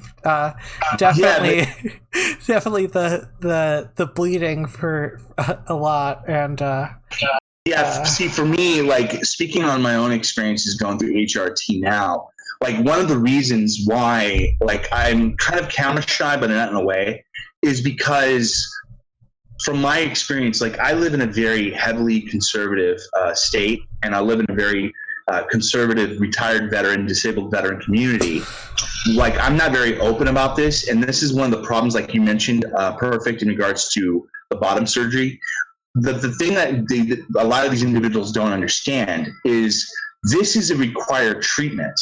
Like, for example, if someone has a form of, I don't know, anemia, for example, like, it's a mental condition in regards to being like dyslexic, or not dyslexic, but what is that? I'm sorry, I'm getting a brain fart right now. What is that called when someone has a problem where they don't eat? Anorexia. Like, sometimes it's required for some type of medical procedure to be done regarding a person having anorexia. And we know that anorexia, there could be other implications of why this is occurring. But predominantly what I've been told and what I've researched on, it's primarily a mental condition. Is that correct to everyone's understanding? Am I incorrect on that? Yes. Yeah. Yeah. Okay. That's all I heard. I'm very wary about putting anorexia anywhere near the trans issue. Of course. That's one of the talking points the TERFs use. Yeah, and I apologize for that. I don't want to make that point. I'm just giving it as an example of mental conditions. So what I'm getting at, and if I'm wrong, please tell me. I'm not trying to make a bad take here. I'm not a TERF. I'm not a bigot. I'm just trying to convey what I'm trying to get at as best as possible in regards to my position. But when it comes to I'm going to be generalized here. When it comes to certain mental conditions, there are sometimes requirements in the VA for surgery to be occurred. And what disheartens me, what bugs me the most, as Perfict mentioned in regards to these other people's position, is they tend to neglect the very fact that some of these other mental conditions require surgery as well. So my question to these individuals as a counter to their point is, why is it they don't have an issue with these individuals getting surgery regarding these other conditions, yet they have a big problem in regards to treatment that has been shown to be incredibly powerful in helping these individuals, especially within the trans community? I mean, that I don't get that. I really don't. Yeah, I assume it's they listen to insurance and are just like, it's cosmetic surgery. It's no different from a facelift. It's all, but I think it requires the framework that transitioning is all about looks. Transitioning is all about trying to look like a woman. I think that's the only way you can really have that sort of take. Yeah, and from my opinion, I think that's an archaic viewpoint. I don't know if you guys agree with that. Yeah. The reason why I find that archaic is because of the simple fact is we know today from the scientific consensus I've been mentioned earlier, all these other institutions clearly label that you must not have strictly a medical condition to be considered trans. If the consensus of the medical community are saying this, my question would be, why is the government, especially the VA, having a hard time adapting to this very notion? That's what I would ask an individual in that position. They don't want to pay money. Sorry.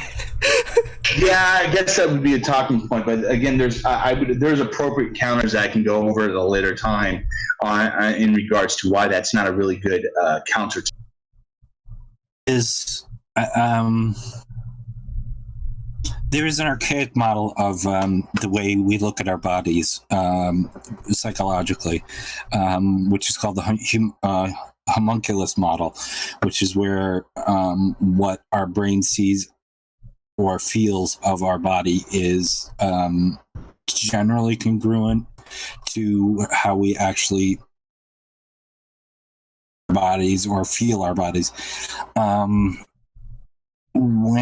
To explain that even without the dysphoria, that the model and the body itself are not congruent for trans people. I have never seen myself as a boy. I have had trouble taking showers because I have to be reminded of my physical parts. And I'll give you that for free because that's a lot of people have that. I've heard that is more common than And to be, if I can just add to that real quick, Christy, that saddens me. That everyone's personal experience is different, of course, but for me, it's like one of the things that's lacking in regards to understanding from individuals comes from basic empathy. And like when someone tells me what you just told me right now, I just nothing but feel similarities in regards to my own situation, but also regarding other shared experiences that other people may have that may be, of course, different, but have ties to it. And what saddens me, and maybe people, again, could disagree with this, but it seems like when someone says their experiences, that most people tend to have a lack of empathy. Maybe you guys disagree. I don't, actually. I think most people deal with it as is in their own framework, and that's okay to a point. I mean, a lot of people don't understand trans, but you just go with it. Yeah, I mean, I've heard that sense of it, but go ahead, Perfict. I think they might lack a degree of empathy, and that's giving them trouble empathizing with this situation, and maybe giving it the real consideration that it deserves. I actually agree. With fairness involved. They keep feeling that it's unfair, that somebody's going to be getting an unfair advantage. That's what they always seem to be talking about. They always talk about people could just join the military, and then when they leave, they knew that they had this condition, and they then want it addressed afterwards, and that would be unfair. This expensive and luxurious surgery. Yeah, but see, when it comes to that type, go ahead, Alex. I apologize, please. Yeah. So, two things I wanted to bring up. One, I think, because in terms of empathy versus sympathy, because there's a lot of experiences that might make it hard for people to empathize with the whether it be the potential body horror aspects, all the sorts of stuff for the experience of being trans, because it varies from person to person. But I think a lot of people don't try to sympathize with it, because sympathy requires actually thinking about it, and it's different. And sometimes people don't like different. I agree with the sentiments on what you just said, Alex. And that's for me, I wish more people would share those sentiments with other individuals in regards to the shared experience. Kind of like to add in what Perfict said earlier and ties them to yours, is for me, when it comes to this experience that people face every single day, this shared experience, you may not, like a person may not directly experience dysphoria or them being a part of the trans community full form, like a person that's cis would not be able to fully experience, of course, what a person is going through when it comes to their own experiences being in this community. But for me, coming from, like, going back into my memory of how I used to think, who I used to be, you know, for me, when I look at this perspective, I look at it from the perspective that, what if I had a condition, or what if I had psychopathy, I can't say that word right now, but if I had some type of mental condition nearly similar to dysphoria, or what if I had a condition that has nothing to do with the medical side of it? What if I just had a general fear of something, and that I would need to get some form of treatment or help, not even medical or psychological, just help, maybe talking to someone in regards to these situations. And for me, like, a lot of the problems I see is a lot of these individuals have a hard time putting themselves in other people's shoes, understanding that you may not be facing the situation now, but it's easily to accept, if you have a form of empathy, that these individuals may have a similar experience that you may have in the future. And I think that's the biggest hurdle that people need to address. Maybe I'm wrong on that. Yes. Okay. I mean, we've got Orange Man, who's being kind of a prick about this in general, and stoking a lot of the anti-trans stuff. And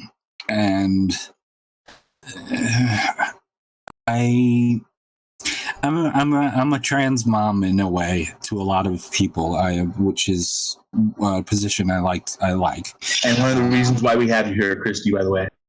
Thank you.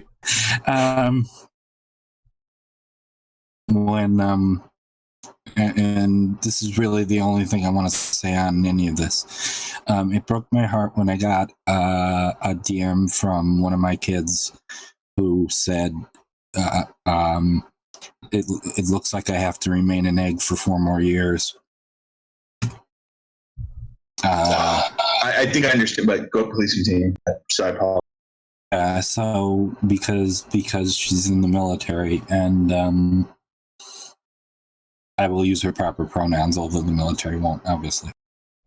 But and because we're dealing with audience members, or maybe may deal with audience members in the future who decide to watch the first episode, what do you mean by an egg? I'm sorry. The way it was explained to me really early on is an egg is a trans person who isn't out in any way yet, or who hasn't figured out they're trans, or can't come out for one reason or another. So it's sort of like a pre-trans state, and baby bird or baby trans is the next, and then you have bird in flight when you're on your way to what you're going for, and Phoenix if you get there. So I did not know all those terms. Yeah, but real quick, if I can just add this real quick to exactly what Christy said here is spot on. So I'm not trying to say that my experience is special or anything, but you have to understand, like, if I look back through my journey, going through finding out that I'm intersex and going through all my experiences being gender dysphoric and stuff, everything that I, like, going back, looking through my memories, going through my childhood, all the mannerisms, everything that I've experienced, like, after I found these things out, it makes so much sense. It was like a Yahoo or like a Eureka type of moment. And I don't know, did you guys have a similar experience with that when it comes to Christy and Alex, when it comes to you getting into this? Like, did it make more sense once you discovered who you really were when it comes to your identity? Did this happen in similar ways?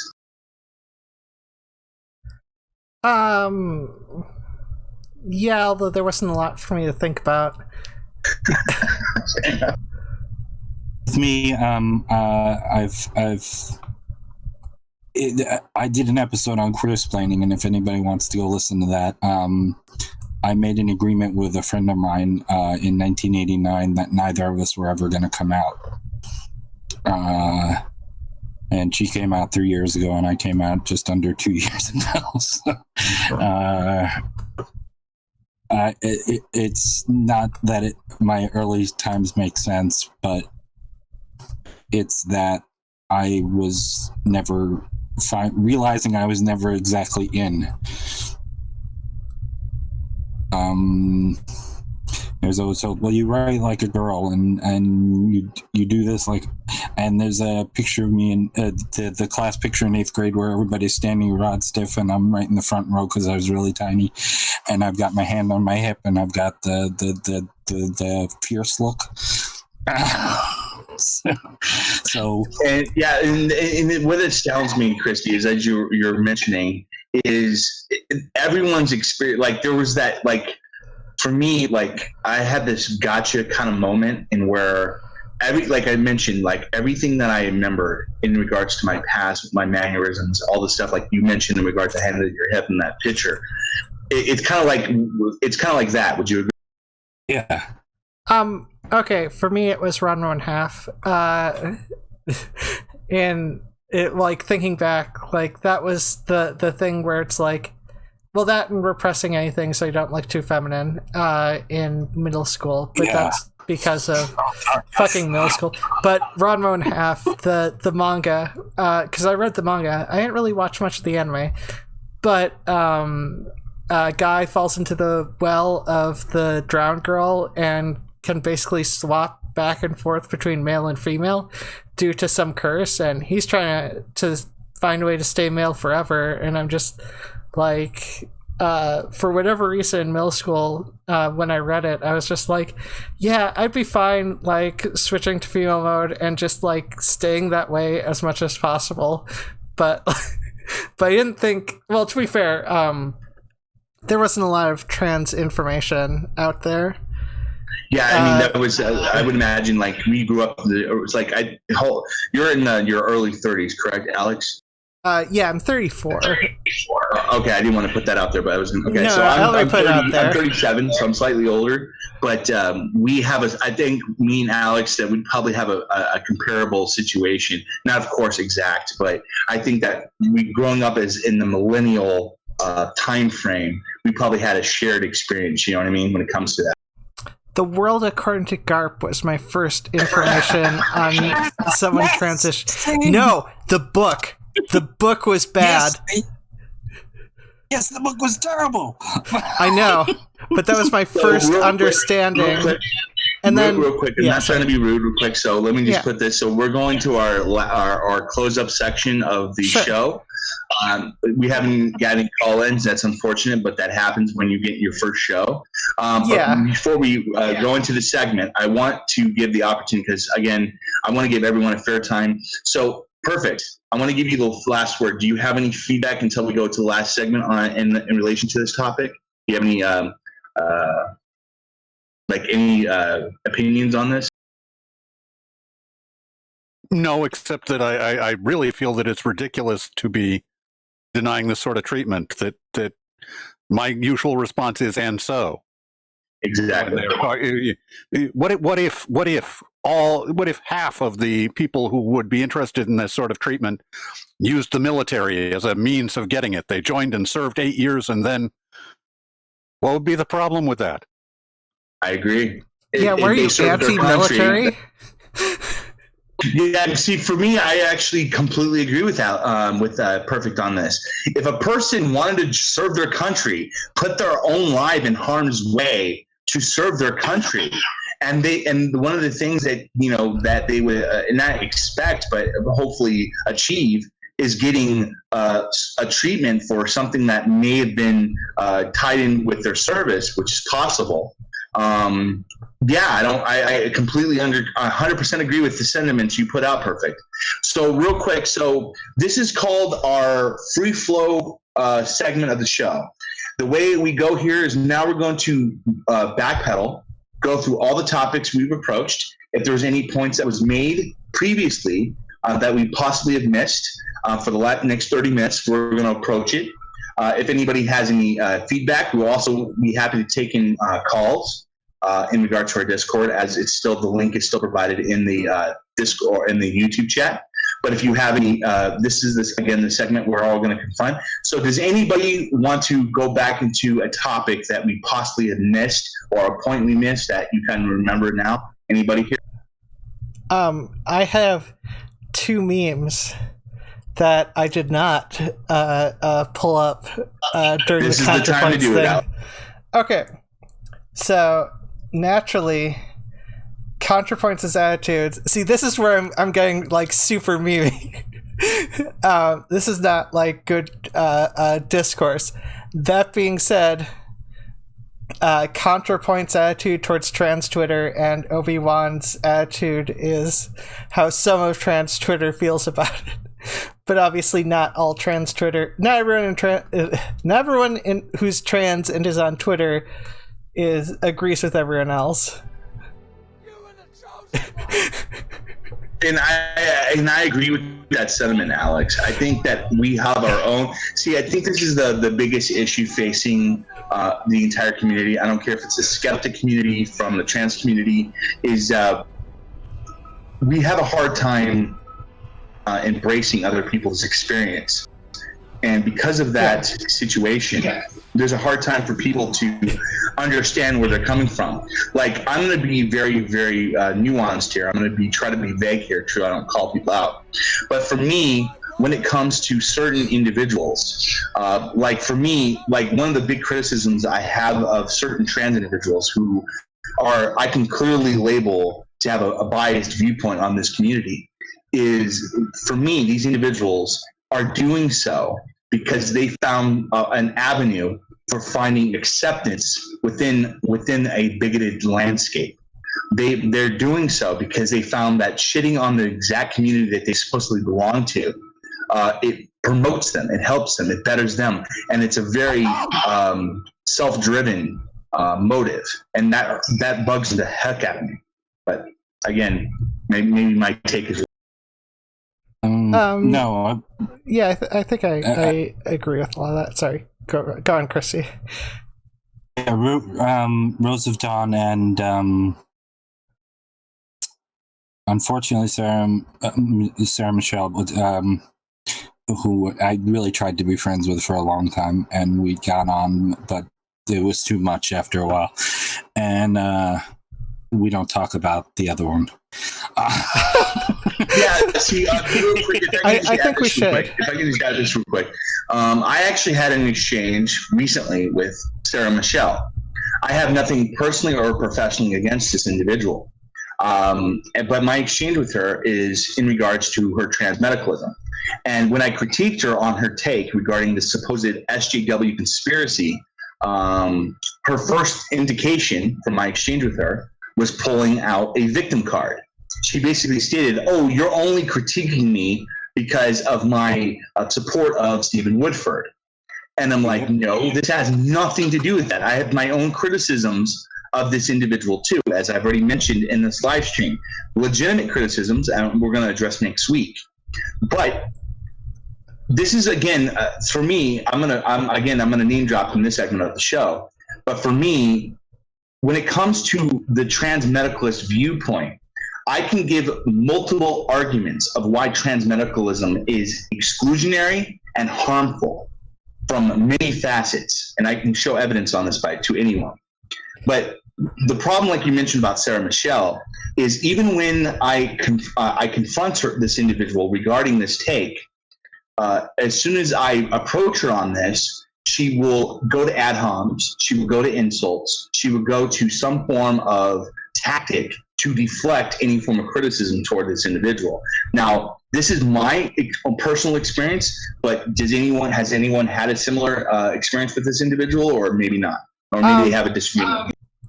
Okay, so I have a problem with Sarah Michelle in that I am blocked by her. I don't know when quick, I or have to why. emphasize, she was actually recently banned off Twitter, which I don't fundamentally agree with, but she was banned permanently off of Twitter for. Well, like yeah, I know, but time, this was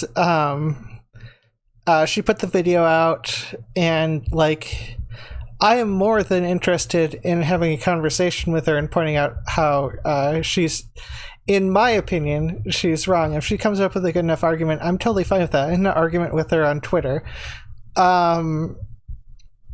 But that being said, she put out a YouTube video thing, and I found out I was blocked. I was blocked before R&D, who was also blocked by Sarah Michelle, but it took longer. Really? Ooh. Because she hates R&D with a passion of 1,000 songs. I know. I don't know how I pissed her off more. Well, to be fair, real quick, so I saw R&D recently follow me on Twitter. I'm not gonna lie, I don't know much about this individual. I can't speak on them, so I just want everyone to know that. I saw them recently follow me. I just I'm not really inept on them. So let me be fair here in the conversation. So again, in reference, what is your take on what I said? Perfict. Do you have any opinions on that? Or? Well, I'm just thinking about the lack of walking it back, and that people being dissatisfied with people is being. I'm trying to think of how to put it together. Kevin Spacey. I have trouble watching Kevin Spacey. Anything that Kevin Spacey was in, I have trouble watching it. My knowledge of his inappropriate behavior interferes with my ability to watch him as an actor. I can understand people saying I can't watch that person. I have trouble with them saying I can't watch anybody who associates with that person or who had that person on last week. And to be honest with you, Perfict, I generally agree with you. If you want to address the individual themselves, that's one thing. But if you're going to denote everyone that could be possibly attached to another individual, then that's a completely different scope. So I actually I generally agree with what your take was, what you just said, Perfict. So that's my position. So. I will have the counter leftist position. No, for me, it depends on if the person is actively political or not, because I think those make a difference. Once you promote someone who's actively political and you are the person in charge of promoting them, like, it's all up to you. Like, it's one thing if two actors happen to end up in the same goddamn movie, because, like, that's just what it is. Like, that's just two people trying to work, and I don't think a lot of people have. I mean, some people have problems against that, but and I do think there are extremes in terms of association, but like, yeah. If I can just do a legitimate counter, so real quick, Sure. Alex, in regards to what you just said. So, like, I think primarily what Perfict is mentioning is an example where he was using you were using an analogy, correct? Perfict was that is a good. So in his analogy, like, I'll give you an example. So let's just say you have a specific online personality. I'm not going to name drop anyone specific here, but let's say you have an online personality of an individual. Now, for me, I agree with the sentiments Perfict puts out. And this is one of the criticisms I have of other individuals. And I'm not going to name drop. But when it comes to these individuals, they are easily, and I would argue, it is a guilt by association type of thing, and where they will denote an individual to be guilty of a certain form of behavior based on their form of association with this person. Yeah. Now there's a different. Now here's the caveat that I don't know if Perfict shares this sentiment, but this is strictly my take on this. Now, for me though, I do have a criticism of people's morality in regards to signal boosting and promoting specific individuals. That is the one divulgence I have in regards to that take. So what I mean by this, if an individual is actively promoting someone who can be shown with clear evidence that this person has a disingenuous motive, I'm not going to assign them the label of bigot unless I can clearly see it's a bigot. But if I can show demonstrable evidence that this person's motive is disingenuous, dishonest, and possibly having a negative motive that anyone in their individual perspective can make in regards to such motive, then that's where my line won't cross. So, for example, I've done criticism of other individuals platforming others for such promotion, and I have a huge problem with that.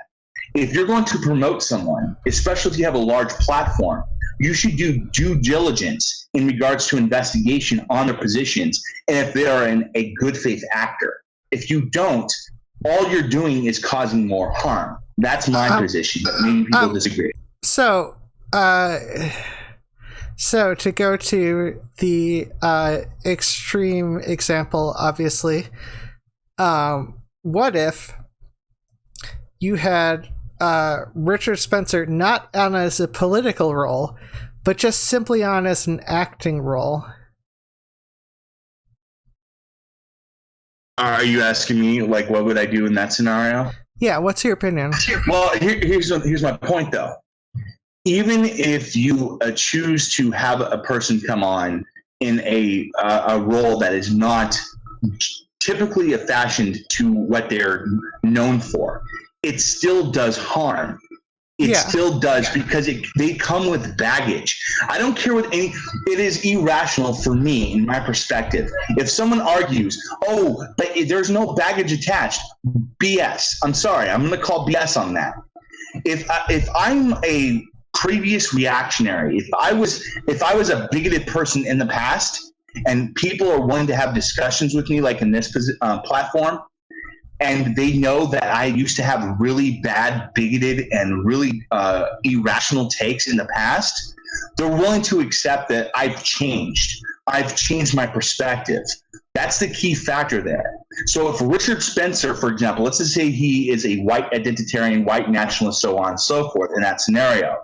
And then let's say 5 years from now, Richard Spencer, again, I don't know what time constraint someone can make on regards to forgiveness and forget, whatever.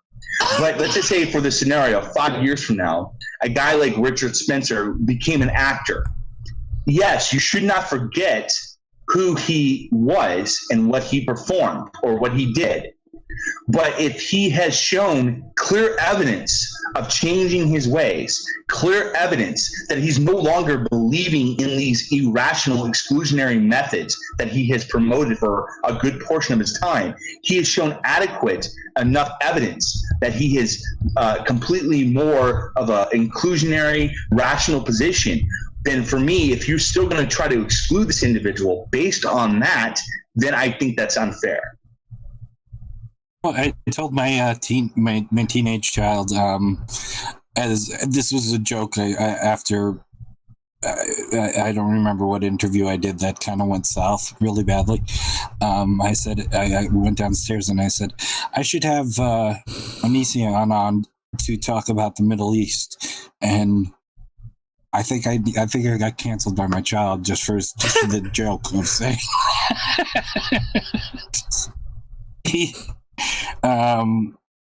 So yeah, all presence is political. It's like the constant rehabilitation of Mel Gibson. It baffles me. Yeah, I mean, I generally agree with the example you provided, at Christy, in regards to Mel Gibson. Like, Mel Gibson is well known to have very anti-Semitic takes from a few years ago. Yet if Mel Gibson all of a sudden just said, you know what, guys, I was wrong having my anti-Semitic viewpoints. I did it was fundamentally wrong, and he's shown proof, actions that show that he has shown the actual change in regards to his behavior. Then for me, I am more than willing to acknowledge that this person may be genuine in his sincerity regarding their potential change. And that, I guess, for me, that's a biggest standpoint in regards to how I view things nowadays. I have to give people the benefit of the doubt. There are, again, as I mentioned earlier, there are clear individuals that I would easily label an active bias toward a community. I don't care if it's racial, identity, what have you. But for me, it's not because I'm more forgiving. It's because I'm more willing to accept more evidence that this may be the case than willing to just hand wave the evidence away. Does that make more sense? Yeah, I still think hiring Buck Angel was a bad take. Contrapoints. Yeah, and like I said, this is actually, we can bring this up again next show. And again, this is not because I don't want to hear your take on this, because this, I think, is a very important topic that needs to be addressed. But for the rest of the time we have left on the show, I think do me a favor, Alex, for the next show. Say if you want to explore this topic a little bit more, I would be more than welcome, and we can have hopefully another individual in regards to sharing their perspective on this topic, and we go from there. So yeah, and I do think, by the way, just to clear things up, I do think there are extremes. It's one of those things where I can understand being wary about someone doing bad things, but I think, like, you can't, there's a lot of gray area in terms of what people, because, like, if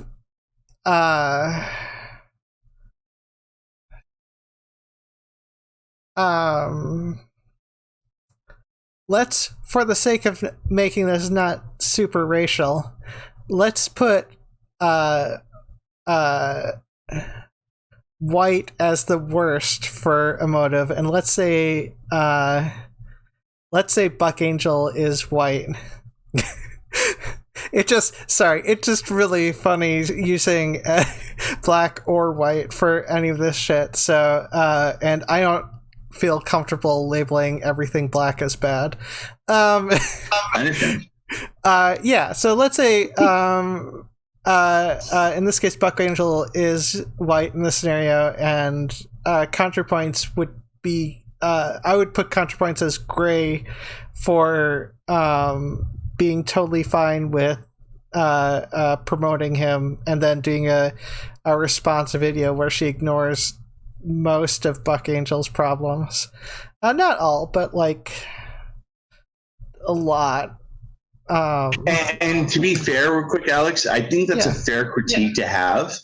And I actually kind of agree with you that I think, like I said, I mentioned earlier, that I think Natalie was being a little bit too safe in some facets. I agree with that. I think she did a good job in relation to the general topic at hand. But I've even seen this take being shared with people who are strong supporters of her. I've seen this take with people saying that maybe she was being a little bit too safe, or she was being a little bit too nuanced in regards to this topic. So, but to be fair, I want to share, Christy and Perfict, do you guys have any input on this topic so we can wrap up real quick? Go, Perfect. I'm waiting for you. Either one, if you guys have anything.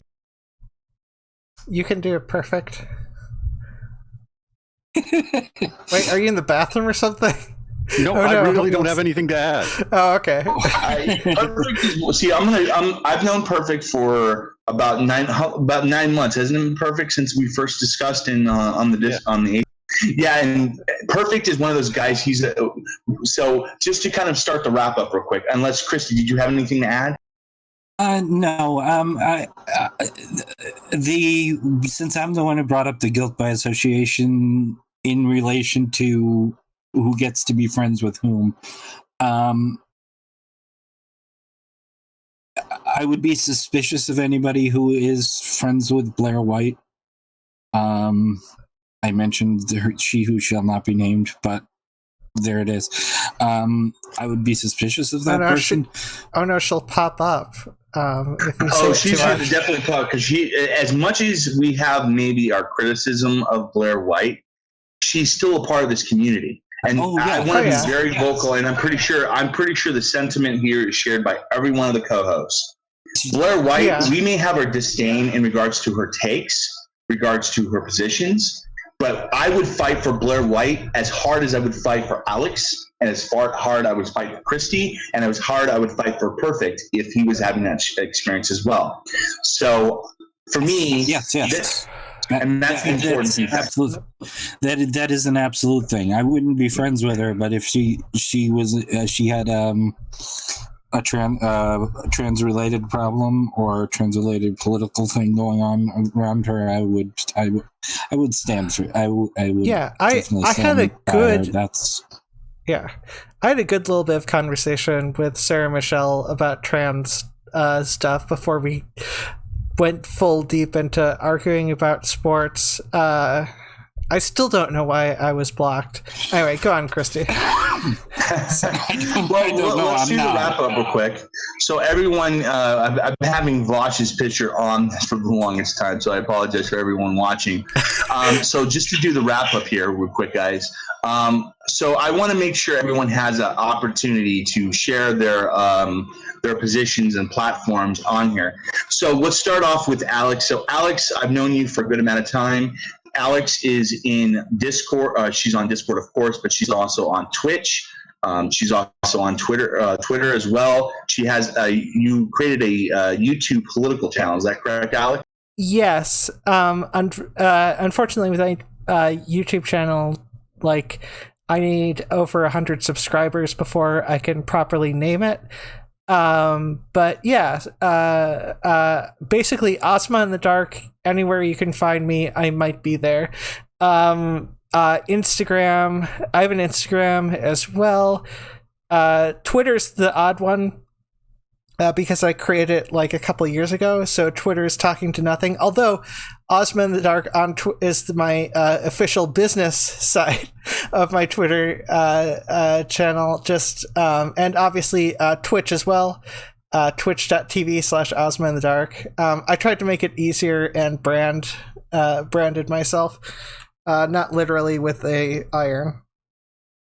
Yeah, and I welcome everyone who's watching. Please follow Alex. She does great talkovers in regards to her Twitch thing. Is that fair to say, Alex, that you do a lot more on Twitch until maybe you're going to I think you're going to be shifting over to more YouTube content as well. Is that correct? Yeah, well, and a lot of that is I'm trying to upload a lot of the D&D I do on Twitch to YouTube, but I'm trying to finish the artwork on there, and I've only been working like a little bit of a time on the artwork for the intro, and I also play video games, a surprising amount of League of Legends on Twitch, nowhere near as much as AOC, right? I've been really lazy about playing ranked. I've been trying to up my ability to play mid. Unfortunately, Echo gets banned a lot. League stuff. Although Senna is fun to play as support. Anyways, I don't play nearly as much as Destiny, and certainly not as much as Faker. And other individuals. Yeah, I know. Like, Faker is the best League of Legends player. He is the Michael Jordan of League of Legends. Sure. But yeah, I'm not gonna lie about League. I've seen people play it. I've seen you play it several times. It's just, it's all people. The people have different likes in regards to games and stuff. You know. So real quick, so I can be fair to everyone here, Christy. So she is a individual I recently met. She has phenomenal takes in regards to our previous discussion. She has a YouTube channel also on Twitter. Christy, do you also have any other social media presences that you have other than those two, or is that the only two? I have two channels. I have Christy Abbey, which I can now name Christy Abbey. It used to be named Recto Ratio because I named it back in 2009. So your YouTube channel's been around a long time. Yeah, but there's not been videos on it for a long time. Gotcha. I didn't like to I didn't like to have video of me before coming out. But I do have. There's Chris Abbey Music, which still exists, and real quick, I gotta ask this real quick, Abby. You're a musician, is that correct? Can I ask, like, for everyone to know, like, what instruments do you play, if that's okay to ask? I play guitar and I can arrange other instruments. I just don't play them well. Awesome. So if you ever get a chance, maybe we could share your music at one time. If you have anything you've done in the past, Christy, so we can maybe that's something we can bring up in a later show on some of your work, so people can see what type of music you play and stuff. So that would be phenomenal. Okay. Yeah, I have one thing in particular I'm very proud of, but I mean, I have a lot of stuff I'm proud of over the years, but there's one thing in particular I'm really. Music is my other channel. It's a bit fallow right now, but there's a couple of things going to be going on this next week, my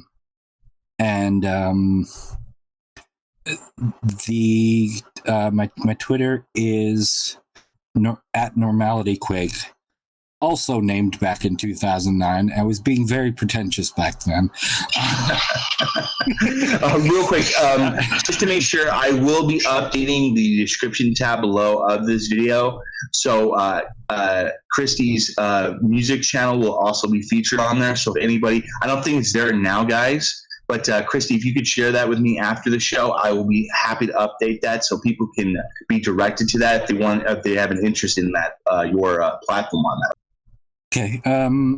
Yeah, I left up everything I did as a guy on there. So real quick. So, are there any future projects you're working on, Christy, or anything you want to name, like drop or promote? I'm not. Well, I have two other platforms, and I'm not going to promote them yet because they're not fully set up yet. So I don't want to promise anything I can't deliver. I understand.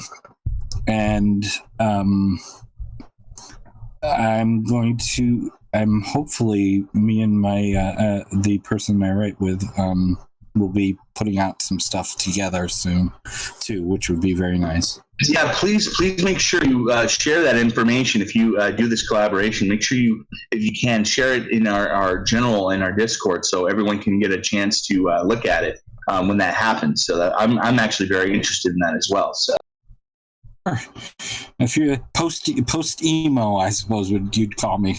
My semi sort of sometimes girlfriend calls it prog punk.